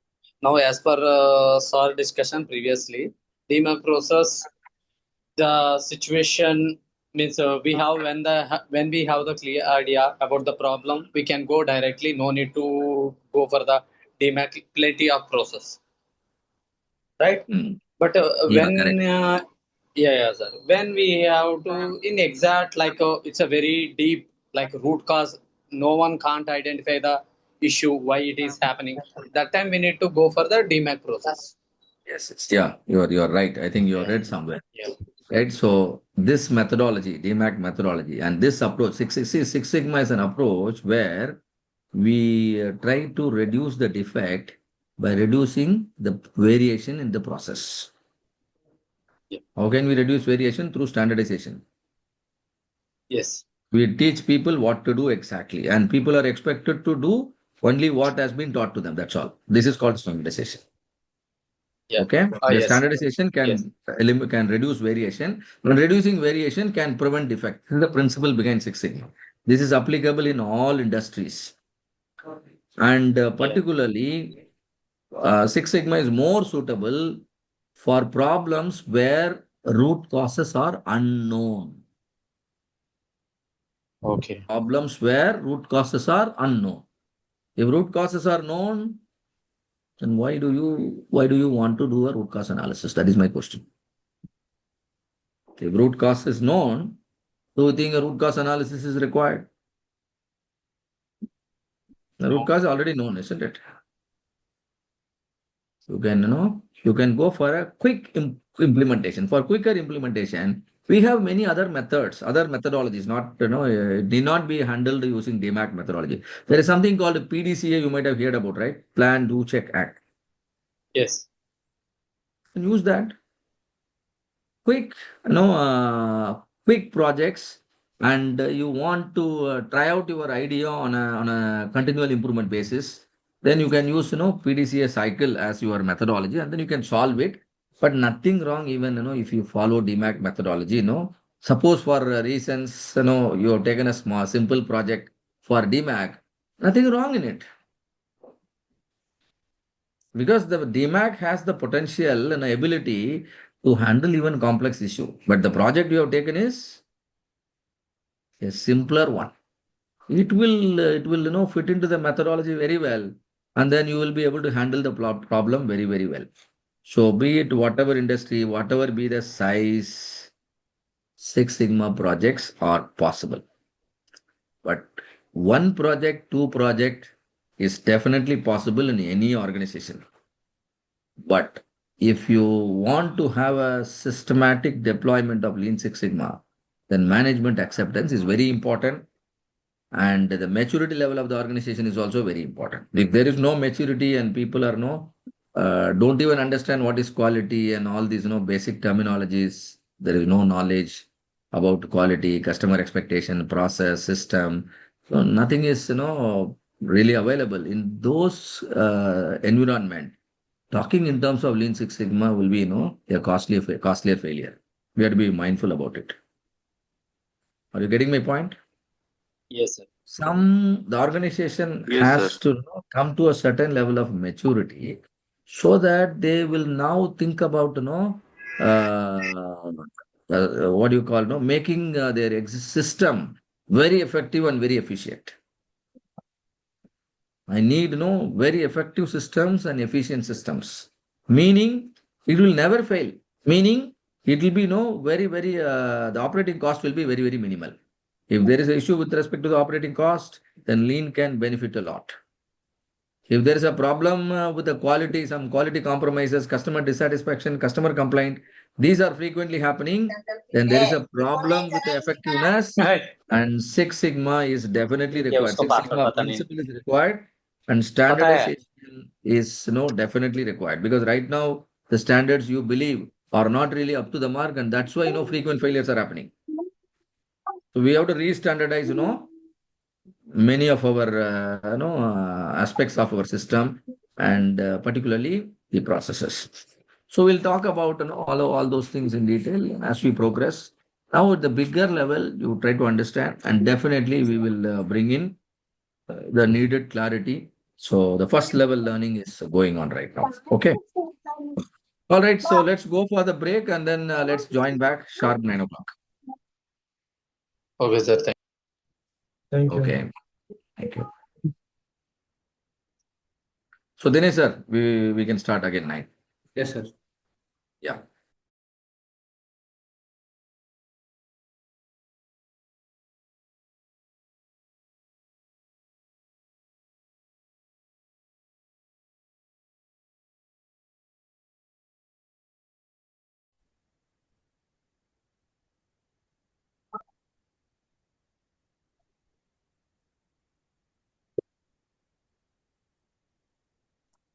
So, project charter has 6 key elements.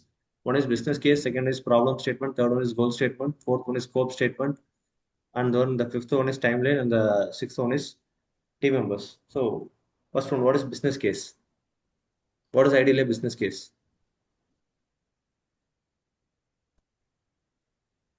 What is ideally a business case?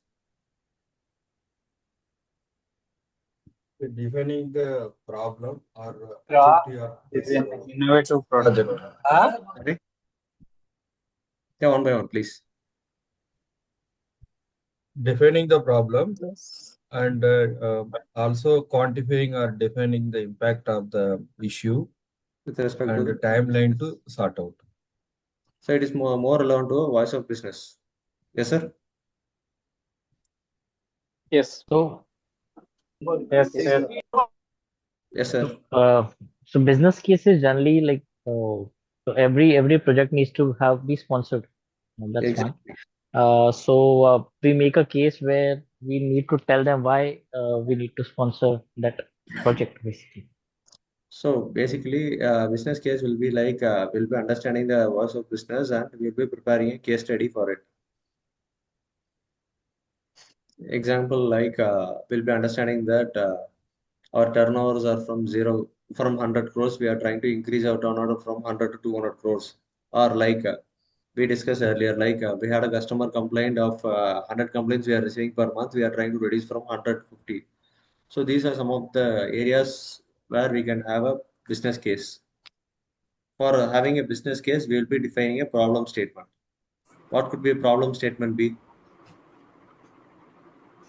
Yes, ma'am. So the What? business, yeah. Yes, ma'am. The business case is why the project is needed and what the value it gives to the organization. And the problem statement is identifying the opportunity to rectify the problem. Identifying the problem or Identifying the problem with respect to the business case. Yeah. Okay, wonderful. Anything else, ma'am? Anything else? Anything else, sir? I think it's just a summary of an issue which we want to address So in that business case. in business case, you will be defining that we will be addressing the customer complaint. Yeah, this is the problem statement. Yeah, here in summarizing that, you will be having a customer complaint like you will be reducing the number of defects. But in problem statement, you will be defining in a detailed manner that in the financial year, we had found that the defect percentage is 10% or 20% in this particular product. So we are trying to reduce the percentage from 10 to 5% in so and so years in so and so product. So we are trying to reframe your business case into a detailed problem statement so that it is easily understandable for everyone, where you have all the data in it, like in which year you have measured, what is the percentage in which particular product, what is the target you are going to set for which year and which product line. It is the same product line. So we will be having a detailed statement out of it. So it is called as a problem statement. Clear, sir? The difference between business case and a problem statement.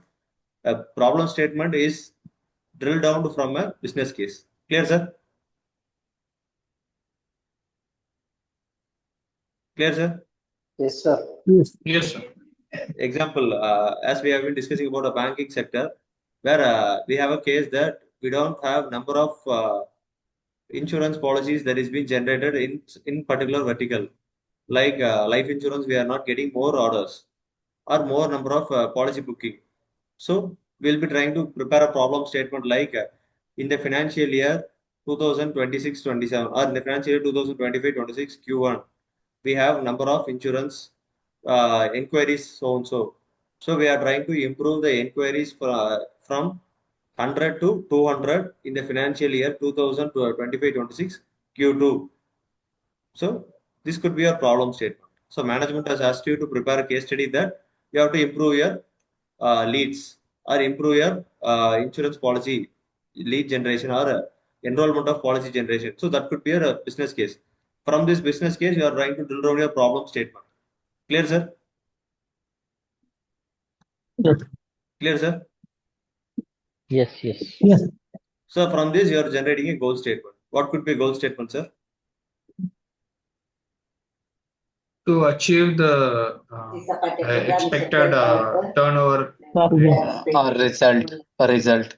Exactly, sir. So goal statement could be the results what you are trying to expect out of this problem statement. So the goal statement could be we are trying to achieve a maximum of 100 leads in the financial year Q2. So that could be your goal statement. Clear, sir? Yes, yes. First, you have defined your problems case. From the problem, you have drilled down to problem case. You are preparing a detailed statement where what happened, where, when, what. Then you are preparing a goal statement that what is the measurable achievement that you are expecting out of this. Then what is the scope statement?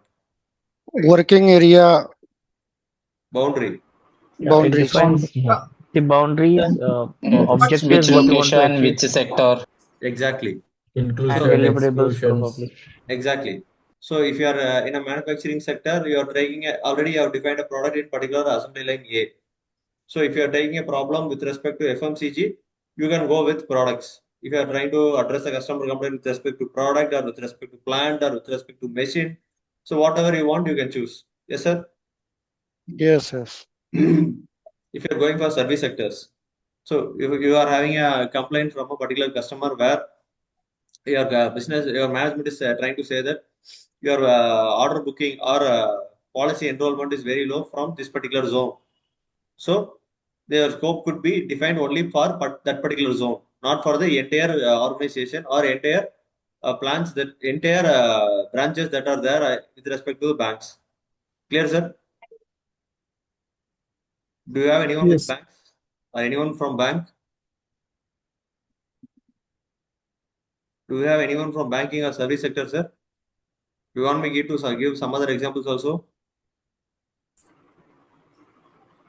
Could you please give me any food industry related case? Yeah, food industries means Yeah, you also find give related to the bank service sector as well. so service sector we have been discussing now, sir, with respect Yeah, to the no, past no, no, cases. bank. Okay, you asked for banks, right? Yeah, banks. We have been discussing about insurance policies with respect to bank. So the management has given you a task that you have to increase the opportunities for a new product they are trying to launch. So they have made a market study that there is a competing product in the market. So that could be a problem statement. Your goal statement could be how can you compete? How can you achieve this in this particular financial year? Could be a goal statement. Your scope can be it can be limited to your particular zone or your particular district or your particular Tamil Nadu zone. So that could be a scope statement. And then the timeline could be, it could be like 4 weeks or 8 weeks or 12 weeks could be the timeline of this project. And then finally, you can have your team members. Clear, sir? Prabhu, sir? Yes. Yeah. Yes. So if you are taking with respect to FMCG, you can go with any product. So you find that a product has a problem with you find that the product reaches the customer with a defective product. So you're getting a frequent complaints like the packages are poor, there is no consistency in the product, the colors are, the textures are not unique. So this could be the problem. So you are finding a more number of complaints from a particular product. So you are taking a business, management has given you a business case that you have to take this product and you have to solve this problem. So the problem is, business cases, you have to reduce the customer complaint. Problem statement could be, you are trying to reduce the customer complaint of that particular product from this much percentage to this So much this much. percentage. Then you are preparing a goal statement. Goal statement is nothing but at the end of this particular year, we will be at the end of this project, we will be having a Zero complaints like that. 5% or 10%. What is the target you have taken? Scope could be only this particular product you are focusing on, not all the other products.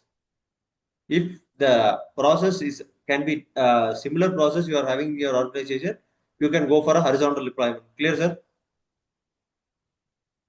Yes. Clear, sir? Yes, yes, sir. Yes, sir. I have. Yes, sir. Yes, I have doubt in problem statement, sir. I will explain in detail. Yes, sir. Actually, Yeah, I will explain in detail. yes, sir. Then you can have your timelines and you can have your team members also. Clear, sir? Yes. Okay, sir. So these are the 6 main elements of Six Sigma project charter. First one is business case. So what is a business case in general? The business case describes why this project is important. Sorry, business case describes why this project is important to the company. Why should the organization support this project? So it should have financial benefit or non-financial benefit or strategic alignment. So from time 1 to time 2, we experience a pain matrix with target of target matrix gap leads to COPQ of. So here from June 2021 to June 2026, we experience an average rejection of 2.8%. With a target of 1%, we can save 40 lakhs annually, besides improving the customer satisfaction and 5 years audit score. So this is your business case. Clear, sir? How to frame a business case? Yes. So it should have three benefits. It is financially impacting or non-financially impacting, or it is aligning your strategic alignments. Clear, sir? Yes, yes. So then comes your problem statement. A problem statement is a problem statement contains a brief description of the pain being experienced by the organization. The problem statement should be related to the voice of customer, either internal or external. Must include the current state of the process in a matrix. Pain metrics. So in the last 12 months, the internal rejection rate has increased from 2.8 to 2.8 from 1%. Clear, sir? Sir, here the business case also tries to say the what is that with respect to the rejection level, right? So there is some issue with the financial year, so and so. Exactly, sir. So again, we are trying to showcase the same thing in So here problem we are statement. trying to demonstrate the management that if you are trying to reduce the rejection from 2.8 to 1%, we can save 40% annually. We are showing the business level Financial benefits we are financial showing. benefits. Then we are also in non-financial benefits like Tangible improving benefit. customer satisfaction and 5 years are improving our audit score. So it's a detailed elaborated one for the management perspective. So then you are coming for the problem statement. The problem statement, you are clearly defining the problem, what you are going to do. So we have taken up the data for the last 12 months. We find that the rejection rates are 2.8. Now we are trying to reduce them from 2.8 to 1. So this is problem statement. Clear, sir? Yes, clear. So from this, you are going for a goal statement. Goal statement is specific, measurable, achievable, relevant, and time bound. It should be. So what is the goal of this project? How much improvement is targeted? Must include the desired state of the metrics identified in the problem statement. Goal statement should be smart. Example: achieve 3.8 sigma level from current 3.4, demolishing 65% of current rejection rate within 180 days. So you are going somewhat specifically with respect to sigma levels also, so that the management can approve it based on the feedbacks also. Clear, sir? Yes. Scope. So scope is like we are preparing a boundary. What could be the boundary condition for your project? So the scope of the project clearly describes the physical boundaries of the project. Scope defines what is included in the project and what is excluded in the project. Scope can include product families, geographical areas, departments, etc. Example: in scope, length correction rejection, coupled D-shaped rejections. So these are all included in rejection. Apart from this, you are not considering anything in the rejection. So how you are finalizing this? Only these two as in scope, remaining as out scope. because these two are majorly contributing the rejection percentage. So you are taking them out of Pareto. Clear, sir? Pareto, yes. Yes. So the next step is timeline. So timeline describes the key milestone when they will be completed. So typically for a DMAC project, the times of completion of each 5 phase are defined as we'll be having a start, define phase, measure phase, analyze phase, improve phase, control phase. What could be the start date and what will be the end date? What is the percentage of completion in each phase, and whether you're monitoring them, it is on time, delayed, or stopped. Clear, sir? This is how we are preparing a timeline. So this is how you will be having your team members. So you'll be having a project sponsor, project champion, project leader, project owner, key stakeholder, team member, and a subject matter expert. So project sponsor is a management who is supporting you for this project. Project champion is one who is leading the project. And from the project champion, you will be having a project leader, process owner, key stakeholders, and the team members. Team members are nothing but your yellow black belt. Product leaders could be a green belt, could be a black belt or a master black belt. Project champions are master black belt who will be guiding you for the entire project. Clear, sir? This we have discussed in the earlier slides. So this is how your project charter will be. First one, you will be defining a business case. Then you will be sharing the opportunities, opportunity statement.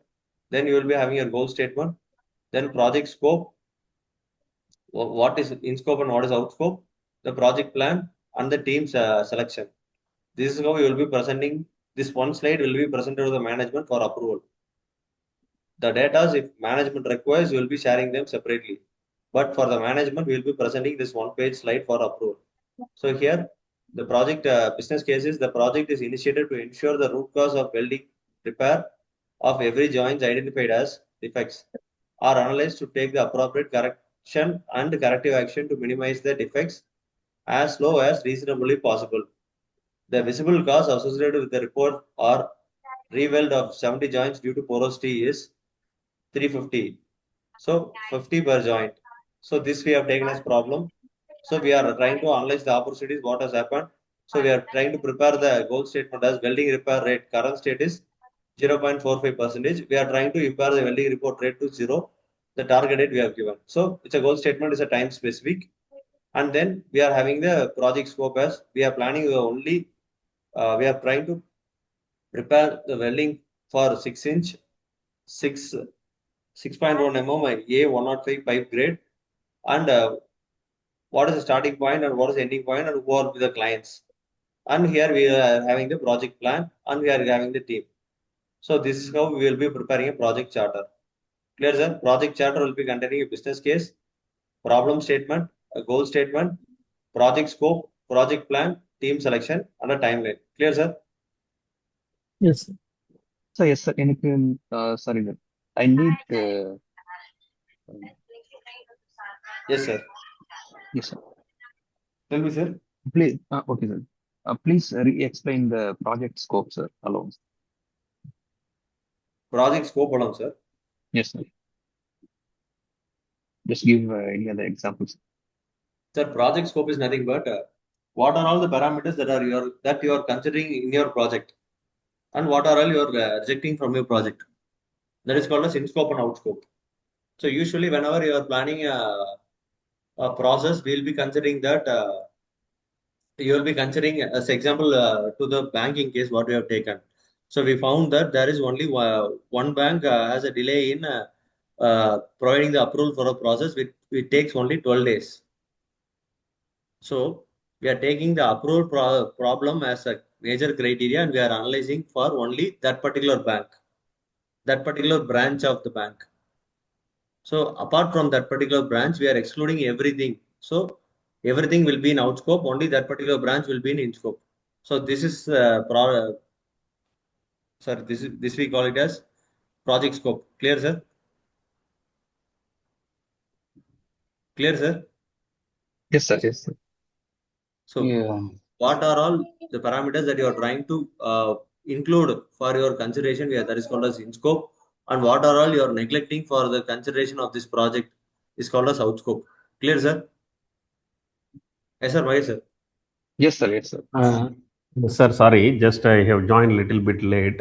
So project in the define phase, project charter is a one-page summary to get the management approval for that project. What is the connect between define phase and the project charter?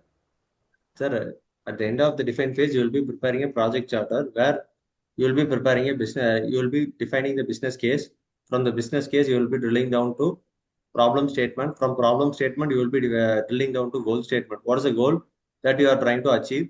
And what is the project scope? Project scope is what all you are considering it as in scope and what all you are considering as out scope. And then you will be preparing a project timeline and what are the team members for this project.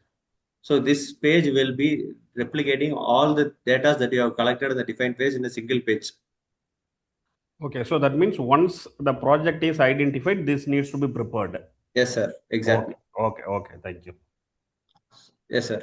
So with this, we are concluding the project phase. So this is our team structure. After this, you have to prepare the roles and responsibility card. The roles and responsibility card is required because what are the roles you are assigning to each members. So there shouldn't be any problem that each and everyone shuffles their roles and responsibilities, and there shouldn't be any chaos between the organization. So for this, you are preparing a roles and responsibilities card. What are the roles of everyone? Then you will be having you will be preparing a Gantt chart. The purpose of Gantt chart is to track the project level. So here you have defined the project phase in first 3 weeks for define phase, next 3 weeks for measure phase, next 5 weeks for analyze phase, next 4 weeks for improve phase, and next 4 weeks for control phase. So whether everything is in progress, whether everything is on track means green color, everything is behind the schedule, yellow color. If there is anything, nothing happening, nothing achievable, black color. If there is anything critical to be addressed, so management will be reviewing these two so that to understand whether the projects are being in control or not. Clear, sir? So first you have to prepare a project charter, then you have to go for a project scheduler. Clear, sir? Yes. Yes, sir. So next. So we will be going for a measure phase. In measure phase, we need to understand what are the two types of data we use. So data are classified into two. So in the measure phase, we'll be collecting the data plan, validating the measurement system, and third one is measure basic line performance. So here we'll be having two types of data. One is qualitative data, another is quantitative data. What is qualitative data and what is quantitative data? What do you call it as qualitative data and what do you call it as quantitative data? Any ideas, sir? Quantitative data measured in the numbers, quantifiable. Sorry, sir. Qualitative data, I mean. Any example for qualitative data, sir? Qualitative, if the product parameters like size, appearance, flavor, all are comes under the qualitative data. Exactly. Weight and weight, MRP, either whatever the things like numerical, everything come in quantity. Wonderful, sir. So qualitative data, maybe we define them as non-numerical data in general. Quantitative data are the data that we have in numericals. Qualitative data example could be whenever you are getting a product, you review them as whether it is good or bad. Or we classify the gender as male or female. We give the feedback in the rating of good, very good, bad, poor. So these are called as qualitative data. While we compare the quantitative data as we are classifying them into continuous data and discrete data. So what is continuous data and what is discrete data, sir? What do you mean by continuous data and what do you mean by discrete data? Discrete means taking the data with some interval. Continuous means online monitoring. Shift basis or continuous data means you will be having the units of measurements. As example of units of you will be having the units of measurement at the time you are measuring it. Whenever you are measuring your temperature, what is the unit of measurement of temperature? Degree centigrade. Degree Celsius. Degree Celsius or Fahrenheit? Fahrenheit. Fahrenheit. So whenever you are measuring the length of a component, Meters. meters Or mm. millimeters, centimeters, feet, Yes. anything could be. So whenever you are measuring the weight of a product, it is Kilograms Kilogram or tons. Gram, kilogram, milligram, Uh, like that. whenever you are tons. measuring the liquids, they are in Liters. liters, milliliters. So whenever you are measuring any process, how will you measure your process? By Start time, validation. start time, Start time. Stop time. start time minus end time. So you are measuring them in minutes, seconds, hours. Yes. So Time. these are called as continuous data. So now we are clear with what is continuous data. The data that are available with units. Standards. Standard units. Standard units. So in general, what does discrete data consist of? The charging hyperson. With, Yes, res- sir. with respect to something, discrete, with Respect to respect to something time, like with respect to time. okay, with respect to time means any example with respect to time? For example, I am from healthcare. Yes, ma'am. So the patient comes means we are measuring the waiting time and all, Exactly. and bed transfer time like that and all we are measuring. So waiting time comes under continuous data. Okay. The total number of patients received in a day Quantitative. Is quantitative data. is discrete data. So Okay. here you are getting them as 100 patients, Oh. 200 patients. So you don't have any unit for it. Okay. So these data are called as discrete data. So whenever you are doing any X-rays or something, you will be taking that today we have received 10 patients for X-rays, 10 patients for MRI, 10 patients for ECG. So these are called as discrete data. Discrete data. So you are providing a product, you are providing a service, you are getting a complaint out of it. So you call them as you have received how many complaints today? Okay. 5 complaints received today. For example, we are doing master health checkup. So in that, how many people are coming for the master health checkup, and how many complaints we are receiving? Exactly. So how many complaints we have received? 5 complaints. So it's a discrete data. Okay. So if you are performing any surgeries, and if you find anything medication issues, you say that out of 10 surgeries we have conducted today, we have 2 medication issues. So for this, management has to support for it. Okay. Yes, sir. So if anyone comes and opt for a loan, you do have any unit for them? We tell them as today we have 10 enrollments for a loan, or 10 persons enrolled for a loan. If you are providing any services, like today we have received 10 tickets, we have closed 10 tickets, or we have closed 5 tickets. So here it is a discrete data, but we have received 5 tickets and we have closed them in a data of 1 minute or 2 minutes. Now here it comes as continuous data. Can you differentiate between discrete data and continuous data? The item quantified with the numbers is a discrete. Anything with the units. Sorry, Those sir. are Can you come back? The items counted, quantified in numbers. Those are all discrete. Can you take in that way? Charging less. Put charge. Items that are counted with numbers are called as quantitative data. From quantitative data, you are classifying them into two: continuous and discrete. Continuous is your data that you are measuring has some unit, are called as continuous data. The data that doesn't have any units are called as discrete data. Clear, sir? Clear. Thank you. So what is your weight? What is your weight? 60 kg. So it is a continuous data, discrete data. Continuous. How many pens do you have? Discrete data. Then discrete. How many pens do you have? How many notebooks do you have? Discrete data. Discrete. So how many keys do you have? How many coins do you have? Discrete. Discrete. So if you are saying that you are having 100 rupees, it is discrete. No. Continuous. Continuous.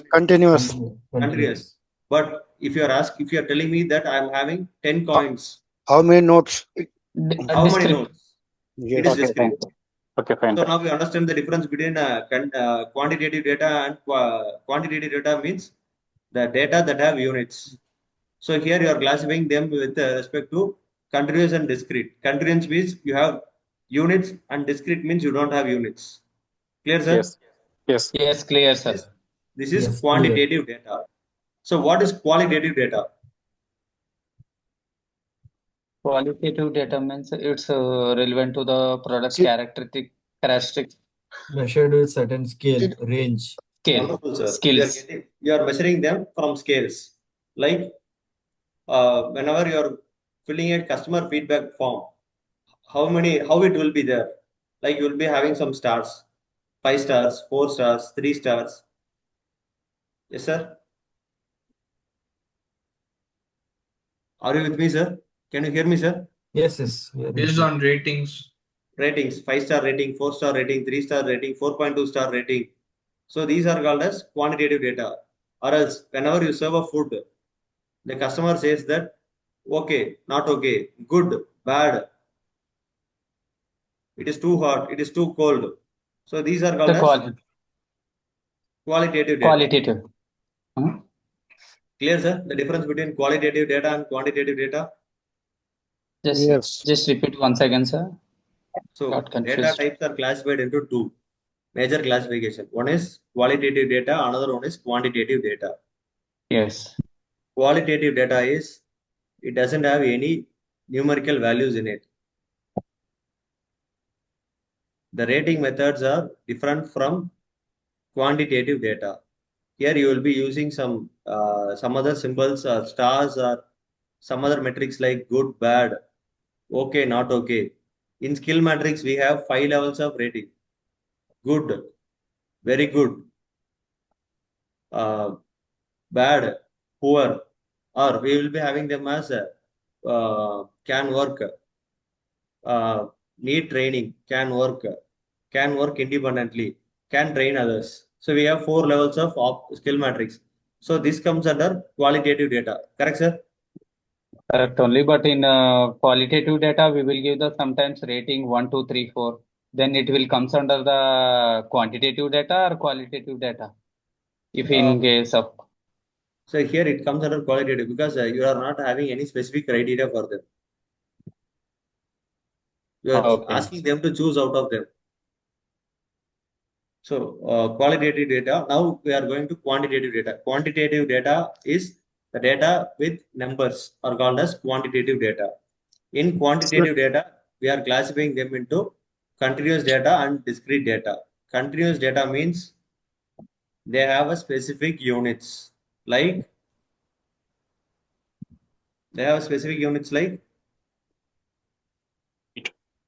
kg, kg, Ounces, gram, rupees, volume. milligrams, volume, everything like standard units. Celsius, time, liters. So what are the standard units we have all comes under quantitative data. What about pieces? Pieces will comes under discrete data, sir. Discrete data. So Dinesh, No, it comes under which category? It's a Arun, qualitative or quantitative? discrete data. Because you are telling Dinesh. them 10 pieces, Sir, 12 pieces. descriptive and continuous data are same or different, sir? Different. Okay. So Dinesh, Arun here, I'm having a doubt in this. Yes, You sir. said like, see, under quantitative, there is continuous and descriptive, right? Yes. So in descriptive, there will not be any counts. It's a non-numerical. That's what you're coming to say, right? But Descriptive what is will the be difference between the numerical, but you will descriptive not. and no? I'm not. Discrete will be numerical, but you will not be having units out of it. While in Okay. continuous, you will be having units. Example for Okay. continuous So data, sir. If you are measuring your distance from your home to your office, it is continuous. okay. So if you are counting the number of books you have, if you are counting the number of coins you have, if you are Understood. counting the Understood. friends you have, Understood. yes. Please tell me about descriptive now. Descriptive only I am saying the number of books you have is 10 books. Is there any unit for books? Books is a unit. It's a counter. If Okay. you are counting 10 coins you don't have use because we have already list of standard measurement units like length, meter, length, kilogram, degree Celsius, time, liters, rupees.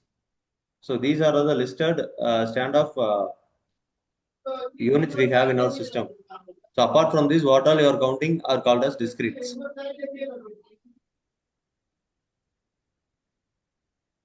Clear? So what is the difference between this descriptive and qualitative then? Sir, in qualitative, we will not be using numbers frequently.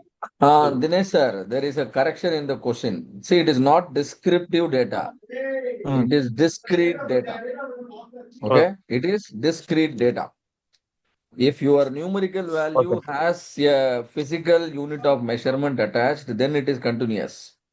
If there is no unit attached, it's a dimensionless number, then it is discrete. Example, number of mobile phones you have, 2, right? And this is a discrete. Number of defects observed, it's a discrete data. Number of parts produced, number of employees absent, these are all discrete. Continuous means that will have a unit of measurement. For example, temperature, pressure, length, thickness, surface finish. Everything has got its own unit of measurement. All right. So your height, weight, your sugar level, your BP level, all of them are what? Continuous. Continuous. Continuous data. Measuring. And number of participants who are on the camera right now. How many are there? Only me and Dinesh are there, right? So this is a discrete data. Discrete data. This is discrete data. How many? No count. It doesn't have Count. any unit. Standard. Yes. Decimals do not have any meaning. When I say 1.5 persons are on the camera, not possible.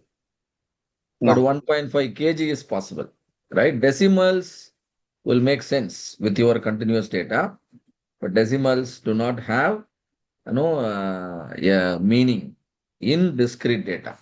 So normal at the end of the training program, if we take a survey about all your rating, let's say on a 5-point scale, what are the scores you will give, all of you? If we take a survey, will you give us a good rating of 5, or will you give us a lower rating of 1?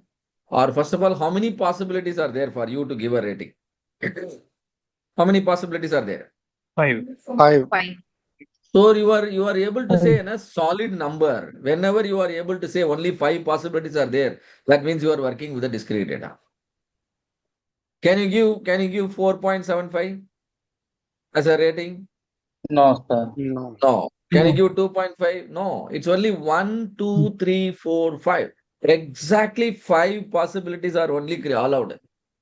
Whenever you deal with such data, the data is known as discrete data. Are you clear, all of you? Yes, sir. Yes, sir. Clear. The advantage of continuous data is you can perform mathematical operations. Discrete data, you can't perform all mathematical operations. All discrete data are not suitable for mathematical operations. The continuous data are suitable for mathematical operations, right? So this course is going to enhance your data analysis skills, decision making skills, and in order to make decision, you are going to use data. And you should know which is the best form of data. And according to the discussion right now, the best form of data is continuous data. Gopal Because sir, let me just yes. ask you one question. See this discrete data and what your continuous data. Yeah. Apart from that, this qualitative and quantitative, whether it has any relation or these are separate classification, how is it? See, the broader classification is qualitative and quantitative. If you provide an information without using, some numerical figures, there is no numerical value attached. For example, your name and my name. What kind of data it is? Purely qualitative. I don't use any number, yes or no? Yes, yes. But when I talk about your age and my age, it is quantitative data. Because your age is a number and my age is another number, yes or no? Yes. Exactly, right? exactly. Yes, sir. And Exactly. age is a continuous data because it is having an unit like years, 48.5 years, 38.5 years. So there is a unit available. So it is continuous data. Hope it is clear, right? So broader classification is qualitative and quantitative. Now my PAN number and your PAN number, what kind of data it is? Qualitative or quantitative? Numbers. Confused. Sorry. Quantitative. Quantitative. Quantitative. Quantitative. Quantitative. All the options are coming. We only have limited options. Qualitative. See, PAN number, even though it is a number, even though it is an alphanumeric, expression, it is not a quantitative data. If I add my PAN number and your PAN number, do we get, some meaningful output? If you add my name and your name, will it lead to Qualitative another data name? collection. So qualitative data is only for identity. Your Aadhaar number is an identity. Your PAN number is an identity. Your part number is an identity. Even though there are numericals, they still fall under qualitative data only. Yes or no? Yes, sir. Right? It is Yes, sir. just a name. It's just a name. And slightly at a later stage, we'll help you understand 4 forms of data. Now it is qualitative, quantitative, and within quantitative, there is continuous and discrete. And later we will talk in terms of 4 categories of data. Okay. Hope it is clear. We'll proceed. Yes. Dinesh sir, you can proceed. Yes, sir. So next, we'll be discussing about traditional yield.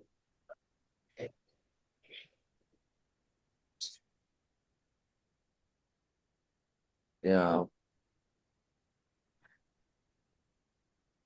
So to understand about measure baseline performance, we need to understand. So one is what is yield, second one is DPMO, and third one is CPCPK. So first one is FPR to find the yield. Then traditionally, how to find the yield? So we'll be having an input, there will be a process rejection and the output. So in traditional way, if we are producing 100 units, we found that 10 units are defective. So the output is 90. So the yield is around output by input. So 90 divided by 100. So that is 90% is your output. That is your yield in traditional way. So if you are calculating in recent days, it is called as FPY, first pass yield. So here in traditional method, if you are doing any rework to produce these 90 parts, we consider the reworks in traditional method. But when you are considering the FPY, first pass yield, here you are reducing your rejections and rework in the FPY, first pass yield. So here you are having an input of 100 pieces. Out of 100, you have completed or you have produced 90 pieces. Out of 90, there were 30 pieces that are delayed the transaction. Delayed means you are making some reworks to produce the part. So out of 90, you are minusing the 30. So your output is 60 divided by 100. That is your first pass yield. Clear, sir? The difference between traditional method and first pass yield. Do you have any? Repeat once again, sir. Sir, in traditional method, you are calculating the yield based on the output you have produced. So you are producing 100 units. Out of 100, during your process itself, you are getting 10 units as rejection. Clear, sir? Yes. So while producing your process, 10 parts you have got rejected and you are producing 90 parts. In 90 parts, even if you are having any rejection, any rework you are doing to produce this 90 parts, you are considering the reworks in traditional yield system. Clear, sir? Yes. Out of 100, you got 10 Yes. pieces rejected and the output is 90. In this 90, Yes. your reworks are also included in traditional method. So here in traditional, your yield is around 90 percentage. But when you are considering FPY, first pass yield, so here you are producing the same 100 pieces. Out of 100, you find 30 pieces are rework. So your output you are getting as 90. Even if you are getting as 90 as output, since you have made 30 pieces as rework, you are minusing them. So 90 minus 30, that is 60. 60 divided by 100 is your first pass yield. Clear, sir? How to calculate your first Yes, sir. pass Yes, sir. yield Clear, means Yes, clear, yes. sir. you are minusing your reworks as well as rejections. Yes, sir. This is how you are In your first part in rejection. Clear, sir? yes, sir. Clear, Yes, clear. sir. Yes, Yes, it's sir. clear, sir. You're saying like only good product only consider as a final output Exactly, for sir. first pass yield. So if you are giving your if you are giving your raw material, you are doing a process and it is converted into a product. You are measuring them. If it is found okay, you are considering for first pass yield. If there is any rework to be done, you are not considering them for first pass yield. Even though after rework the parts are accepted, you are not considering them for first pass yield. But in traditional process, even after considering the Consider. reworks also, they are Got considered it, as sir. Got it. clear, sir. Tell Can me you So, please out of the two, which so is a better which way is of better? Yeah. yeah. That is my question also. Yes. Which is Oh, better? which is Yes, better? sir. And let Which me is better? let Traditional me yield is share better or one first thing, sir. pass yield is better? Yeah, tell me, sir. Yes, sir. Let me tell one thing, sir. Yes, sir. Yes, sir. In traditional method, they are not capturing the rework and reprocessing. That is not captured Correct. in the traditional method. In Correct. first pass yield, they are capturing the rework, or they are capturing the second and checking.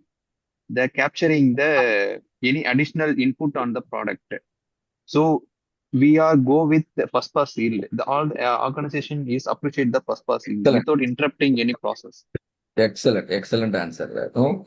The first So, pass yield gives a clear picture of your process capability. The natural capability of your process is first pass yield only. If you allow the process to run once, it produces only 60% yield.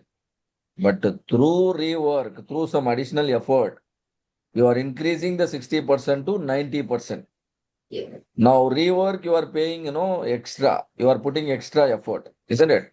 So first okay. pass yield is the better way of measuring your performance. If you are assessing, your department's performance or, your process performance, always try to calculate, try to look at the first pass yield. If we conduct an exam, how many of you would like to pass the exam in the first attempt itself? All. Yes, sir. All of you, right? So Everything. all Yeah. of you. So that is what is important. The first attempt itself, we should get it right, which will reflect only in FPY and not in traditional yield. So traditional yield, simply includes the reworked parts also. That is why. Hope it is clear. So why do we need to understand the rework, sir? What is the need to understand the rework? Because we To fix the consider issue. rework as It is a cost to the company. Also, it is indication of the process capability and variation in the process. one thing, Efficiency. sir. Efficiency. Then A we consider To failure calculate happen. cost of poor quality due to rework. exactly, sir. We consider rework as one of the One of the ways. exactly, sir. So what we have discussed, whenever we find as the waste, we have to either Eliminate minimize it. it or Eliminate it. eliminate it. So if you are trying to eliminate so that is why in FPA calculation we are not considering rework as metrics for calculation. So we are reducing the rework. So the rework, once it is been found, we are trying to either reduce it or minimize it. So what could be the best option is reduce or rework. So reduce or minimize. Sorry, Reduce. reduce or eliminate. Eliminate. Eliminate. Eliminate. So if you are trying to eliminate the rework, then your FPY gets Better. 100. better. Better yield. So that is the difference between your traditional method and first pass yield method. Clear, sir? Clear, ma'am? Yeah. Yes, clear. Yes. Then we discussed about DPMO calculation. Yes, sir. All of you, have you understood DPMO? Is it very clear? So last session we have discussed about DPMO. What is DPMO? Defects per millions of opportunities. Yes, sir. Yes, sir. So first we have, yes, can anyone explain, sir, what is DPMO? Can anyone please explain, or shall I start with the explanation, sir? What is meant by DPMO? Defects per millions of opportunities. Sir, If how a many million defects product are has formed been in produced, millions of products manufacturing? Yes, sir. See, in this example, I'll just tell you, it's a survey, Google survey, or some kind of survey, is happening. There are 10 questions asked. Now the respondent can fill up, any of the question wrongly, isn't it? If a question is answered wrongly, or some mistake made, then it is a defect.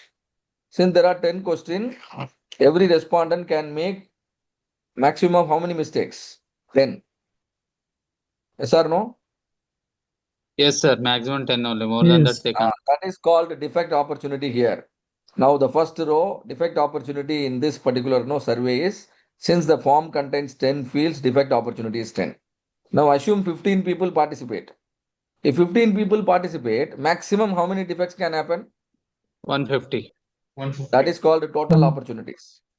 That is called total opportunities. And now 15 people responded. Now everything is available in your Excel sheet, right? And now Yes. 150 responses you are witnessing, and out of that 150, you notice 22 of them are wrong. Date of birth incomplete, name is incomplete, and some details are filled wrongly. So 22 defects are found. Now, what is the DPMO in this case? In order to calculate DPMO, first you have to calculate DPO. You know what is DPO? Defect Defects Per per per opportunity. opportunity. Opportunity. The question itself contains the answer, right? Defects per opportunity means defects divided by total opportunity. Yes or no? Yes, yes. Yes. And Yes. defects observed is 22. Total opportunity is 150. 150. So 22 by 150 is how much? 0.146. 0.146. Even if you use a calculator, you get it. Now DPO is available, DPMO is required. Right? Cost of one apple is available. Cost of 1 million apple will be Into 1 million. one apple into 1 million. Isn't it? If one apple costs 1 rupee, then 1 million apple will cost 1 million rupee. Same manner, DPO is available, DPMO is required. Whatever is your DPO, multiply by 1 million. 1 million is nothing but 10 to the power of 6. 10 lakhs. 0.146 multiplied by 10 to the power of 6. That decimal, that point will shift right by 6 digit. If the point moves by 6 digit, 0.146 will become what? 1,46,000. Have you understood the calculation, all of you? Yes. Yes, sir. Now, all of you, please do one calculation, right? One calculation. A QC inspector is checking a part. That particular part can have 5 defects in it. How many defects are possible in a particular product? 5. That means what is the defect opportunity here? 5 only. 5. So defect opportunity 5. You can take a note of it. 50. Yeah. Now the QC inspector, he sampled 100 parts. He sampled 100 parts and he checked each part for all the 5 defects. And finally he recorded 30 defects. How many defects he recorded? 30 defects. 30 defects. Out of 50 parts, he recorded 30 defects. Now, what is the DPMO in this case? 0.6. 0.6. 0.6. So really, DPMO is 0.6. You do the full calculation. Number of defects, I said 30. Number of sample is 50. And each part can have 5. So, DPO was into, 60,000. is it correct? DPO Is is it 0.6 60,000 or DPMO. 1,20,000? DPM. 30 defects. Oh, out of 100, right? Yeah, Yes, sir. correct. 30 defects out of 100. Then you should be correct. 30 out of 500, right? 30 out of, Out of you said, 500. 100 parts and each part 5. Correct. 30 out of 500 is 0.06 into 10 to the power of 6. Very good. Is 60,000. Sorry, Very 6. good. You have found, yeah, 60,000 is the DPMO. Now, you all of you have become real experts in DPMO calculation. Now, whatever is the process, please understand how many defects are possible, which is known as defect opportunity. Now, you need to understand how many samples you are studying. And once the number of samples and defect opportunities are understood, total opportunity can be calculated. Then, what is the actual number of defects reported? Then DPO can be calculated. Once DPO is calculated, that can be immediately converted into DPMO.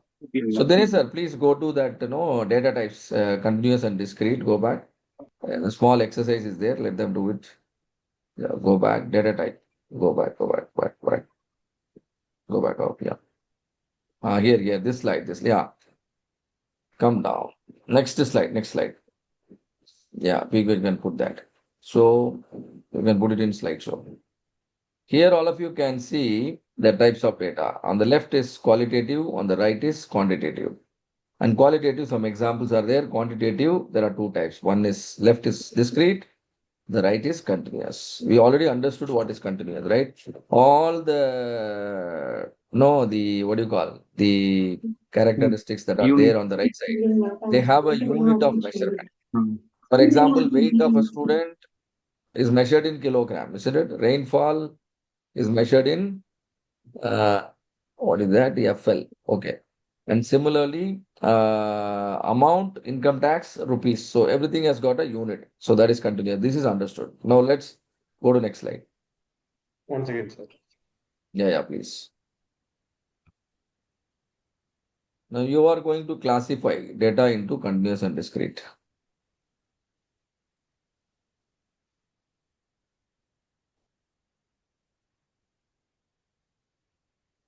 Should I share or you have? No, I'm sharing.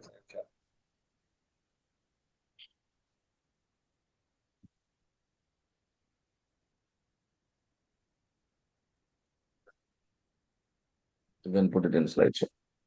Yeah. Now tell me, turnaround time. What do you think, all of you? Is continuous or discrete? It's around 80 in minutes, so it is a Continuous. Very good. Very good. Customer satisfaction score. Discrete. Discrete. Very good. Number of transactions failed. Discrete. Discrete. Maturity amount. Discrete. Continuous. Very good. Total available balance. Continuous. Continuous. Time to resolve an issue. Continuous. Number of cards that are linked to savings account. Discrete. Discrete. Time taken to process a phone application. Continuous. Number of clients served. Discrete. Now you have become an expert in data type. There are two types of data basically available. One is continuous, other one is discrete. Sir, next slide. So identifying the right unit of measurement is very important. Knowing the operational definition is very, very important. All of you agree with me? Yes, sir. When I say you have to measure something, then the correct, the ability to give a correct operational definition is very important. When I give a task to you, if 10 people are doing, all 10 people should do the same thing. Such a level of clarity you have to bring it in your statement. Then the statement or the instruction is known as operational definition. All of you, do you understand what is operational definition? Yes, sir. If all of you have to measure the thickness of the mobile phone you are using, do you know how to measure the thickness of the mobile phone? Anybody, will you be able to give a definition for how to measure the thickness of the mobile phone? Can the mobile phone thickness be same at all points? No. No. Then I have to give a clear-cut definition. Otherwise, people will get easily confused, and then 10 people will measure in 10 different way. Yes or no? Yes. If that is the case, how can I use this data for decision making? If you want your decisions to be accurate, correct, then data has to be accurate. So operational definition should be part of your measurement system. And that operational definition is nothing but a clear description, understandable description of what is to be observed and measured. Are you with me, all of you? When you say loan Yes. processing time, you have to clearly indicate when the loan processing time starts and when the loan processing time Give stops. chocolates, auntie. Yeah. Okay. Next slide, sir.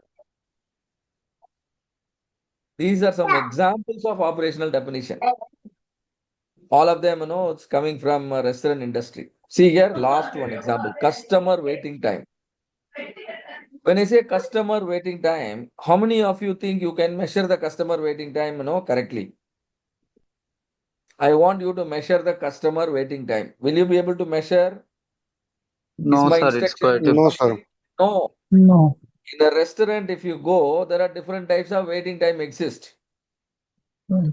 First, you will be asked to wait in a waiting room because tables are not available. Yes. So that waiting time is different. You are given a table.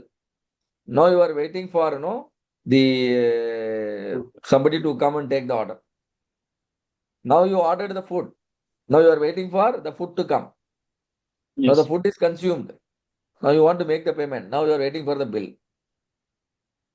Can you see different waiting time within a single scenario? Yes or no? Yes. Now it is your responsibility as a project leader. What are you trying to improve? Are you trying to improve the waiting time for the table allotment? Are you trying to improve the waiting time for the ordered dish to come? Or are you going to reduce the waiting time for billing? Which is your project? Do you think you should have a proper clarity and proper definition for this? Yes or no? Yes, sir. If such a Yes. clarity is not available, then the whole project team will be spending their resources and efforts in a wrong direction. Okay. So now I will play a short video clip. Sir, you can stop the recording also and stop the screen sharing also. Understand about the measure phase. In measure phase, you have created, you are dealing with the data, you understood, data is required. You must have a proper data collection plan to validate a problem or to confirm that a problem really exists in our organization. You need to have data collected over a certain period of time. Yes or no? Yes. Yes. So sometimes 1 month data is enough. Sometimes even 15 days data is enough. Sometimes 3 months data is also found to be good. Always when you validate a problem, you can, if you have data over a longer period of time, let's say 1 year data is available. 1 year data is available, then you have to visualize the data in the form of a graph. Always when you have a data over a longer period of time, then the visualized graph is known as trend chart. What is it called? Trend chart. Let's say you are running a supermarket and you have 1 year data with you. 1 year sales data. And now you visualize your sales over a period of what? 1 year. Now what is this chart called? What is this chart called? Trend chart. Why do we call it trend? Because we visualized the Pattern. data over a longer period of time. And now you are surprised to see your supermarket sales has increased over a period of 1 year. At the time you started, your daily sales was just 10,000 rupees.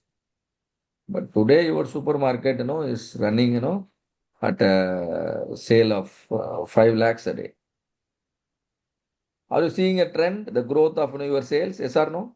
Yes. Yes. On day number one, it is just 10,000, Yes. and then it was around 10,000 for some period of time. Then it jumped to 1 lakh. Then it jumped to 2 lakh. Then it jumped to 3 lakh, 4 lakh. And finally, last 3 months, you have witnessed an average sale of 5 lakhs. Now, somebody is asking you, what is the sale? in your supermarket. Now, what will be your answer?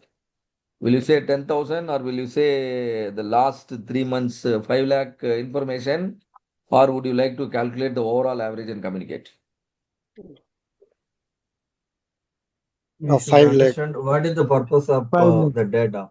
If I'm going That's to the what we banker, want to that is a understand, no? different, Your current or sales. lender different, yes. Depend We want upon to scope, understand. we will tell the. That's what our scope is, current sales has to be understood. No, what is the sales that is happening in your supermarket, daily sales. I want to know the daily sales in your supermarket, and you have 1 year data. I told you, what is the trend in your data. Every 3 months there is a shift. 10,000 to 1 lakh, 1 lakh to 3 lakh, and finally 3 lakh to 5 lakh. Now, what will you say about your supermarket? How much is your sales per day? 5 lakh. 5 lakh. You don't want to look at your past data now because it is meaningless. Yes or no? Yes, sir. Yes. Yes, You sir. Current must data is know, the. you must know which portion of the data carries the needed information. So the first 9 months is useless. Last 3 months, yes, it's more or less 5 lakhs. So you take only the data in the recent period of time. Now such a graph is known as run chart. Sometimes it is 3 months, sometimes it is just 3 weeks, sometimes it is just 3 days, depending on the requirement. So data over a longer period of time is known as what? Run chart. Trend chart, I Trend. told you. Trend. Data over a shorter period of time is known as Trend. trend chart. Trend. So always, you can use run chart and then you can conclude your baseline. Conclude your baseline. Baseline is nothing but the current state of the metric you are trying to improve. If your project is improving the sales in your supermarket, the current state is how much? 5 lakhs a day. The current state is how much? 5 lakhs a day. How much data you have used to confirm that the sales is 5 lakhs? 3 months data. Now, if you drive a project, really improve the sales, you have to validate the solution also. Your sales has increased from 5 lakhs to 6 lakhs. Now 1 lakh increase in the sales. Probably in order to prove that your sale has improved, improving the sales for 1 day is not enough. Yes or no? If I just show increase in sale of 1 lakh, just 1 or 2 days, is it a real improvement? No. No, sir. We have to stabilize the result. So for solution validation also, we have to plan how much data is required. You and me, are coming to a deal. Let's say you are appointing me as a consultant. The objective is to improve the sale of your supermarket. Now we both conclude that your current sale is 5 lakhs. Now the target is 6 lakhs. To achieve a sale of 6 lakhs and to prove that your sale has increased to 6 lakhs, how much data do you want? How many days you want to see a sale of 6 lakh so that you will agree that the consulting has led to increase in the sales. If you witness increase in sale for 1 month, is it enough for you to accept the improvement? No. 1 month is enough? No. Then No. 3 months, because I will be charging you every month. Please uh, be aware of the cost involved also, right? You want me to work with you for 3 months? Yeah, 3 months should be reasonable because there will be Okay, three seasonal months. Okay. impact, etc. So very good. My 3 months calendar is blocked. Thank you. So 3 months, the team will be with your supermarket, with you, and then they will be, implementing, and even after implementation, the data will again be collected. 3 months data will be collected, and if you notice a significant improvement in the sales by considering the 3 months data, and there is something called statistical significance. If you're looking at some number, yes, definitely you can check whether the number is reached or not. But you shouldn't be, what to say, over ambitious. You cannot say from 5 lakh I need 25 lakhs. So it should be meaningful, which is called statistical significance. So all that we will be learning as we progressing. But right now we have come to some agreement. 3 months data for problem validation, another 3 months data for solution validation. That means your project is going to be for 9 months. All right. So this is called a data collection period. So we have to agree on certain period of data for problem validation as well as for solution validation. Okay. So this should also be taken care. And also when we talk about the data, do we really have systems that can give accurate information? Can your supermarket sales be tracked accurately? Possible or not? Yes or no, based on the size Po- of the supermarket. Possible. And do Possible. we have a system? Do we have a system right now? If everything is happening manually, somebody is writing the sales in a notebook and he can enter wrongly, he can miss certain things, and all those things are possible, right? Not in correct But way. not in a correct way. But you have, everywhere, what do you call that? What is the system called? Nowadays, they use Billing some system. scanners, right? Digital. QR code. They QR. know that not Barcode QR code. system. What they call it? Barcode Barcode system. system. Yeah. And every product, has a barcode, and then, automatically once you scan it, and everything is, properly recorded, all the discount and everything is, properly recorded, and category wise sales, item wise sales, and all those reports you can easily take. That means data collection, the availability of data is guaranteed. And we do have a system which can get us accurate information. Otherwise, what will happen? If data quality is compromised, what will happen? We will Wrong have, decision. only the biased data. Biased data will lead to biased decision, misleading conclusion. It is like, your car windshield, with full of clutters. Now, how can you drive your car? If you drive a car, is it safe for you? No. When you want to drive a car, the first thing we do is we ensure the windshield is clean and clear. Yes or no? Because it's a long drive. Yes. We are going to drive on a highway, so windshield should be clean and clear. Similarly, it's a data intensive project and you want to drive a project, and data purity and data credibility, is very important. You must have appropriate measurement system. Your people should know about, the data, the terminologies like bias, error, and if they are not really very clear, and then the system is not that great, then there is something called measurement error will happen. Yes or no? Your sale is actually, your sale is already 5.5 lakhs, but it will be recorded as 5 lakhs.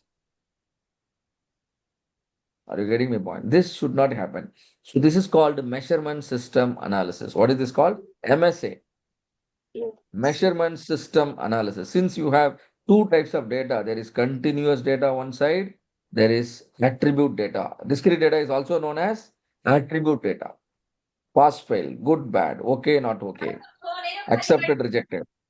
So for continuous data, the measurable data, the MSA is known as gauge R&R study. How is it called as? Gauge Gauge R&R study. The repeatability, outcome of the gauge reproducibility. R&R, the outcome of the gauge R&R study is whether your measurement system is good to go or not. Measurement system is good to go if the accumulated bias or accumulated error is less than 10%. Accumulated error should be less than 10%. Only 10% 10%. error is generally permissible. The guideline is given by an organization known as AIAG, the Automotive Industry Action Group, because it all started mainly from manufacturing auto industry. So AIAG guideline is popular, but this guideline remains same even for non-automotive industries. They are so powerful and applicable for all domains.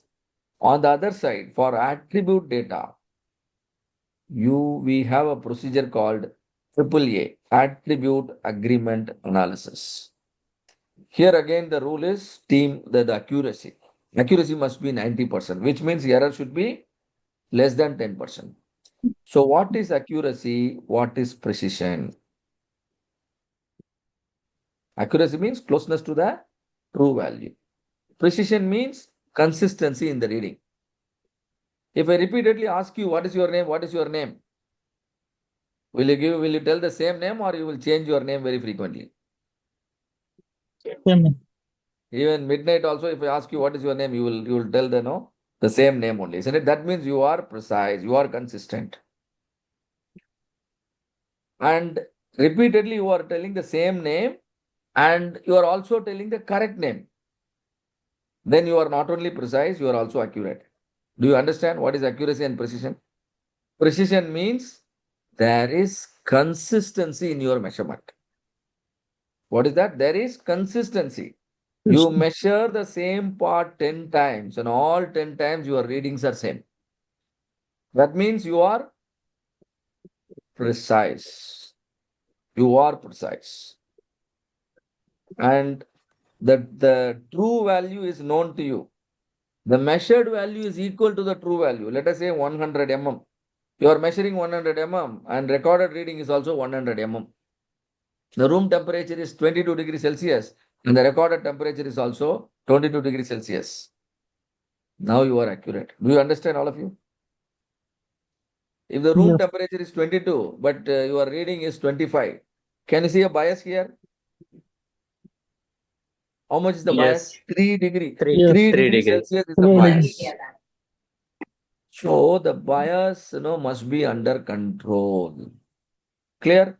So there is Yes. accuracy one side, there is precision on the other side, and the overall bias should be less than 10% to consider your measurement system suitable for data collection.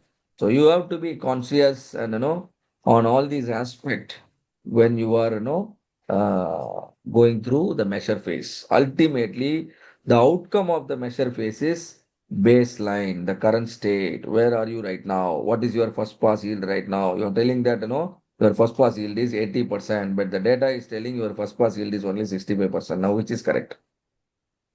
In defined phase, you told me first pass yield is 80%. But in measure phase, data is confirming your first pass yield is only 65%. Now should I accept 80% or 65%? Measure phase only we will accept. That means your problem statement might get redefined now. We are going to improve the first pass yield from current 65% to above 90%. Can you see your problem statement getting upgraded? Your project charter getting upgraded. Now the benefits are going to be huge.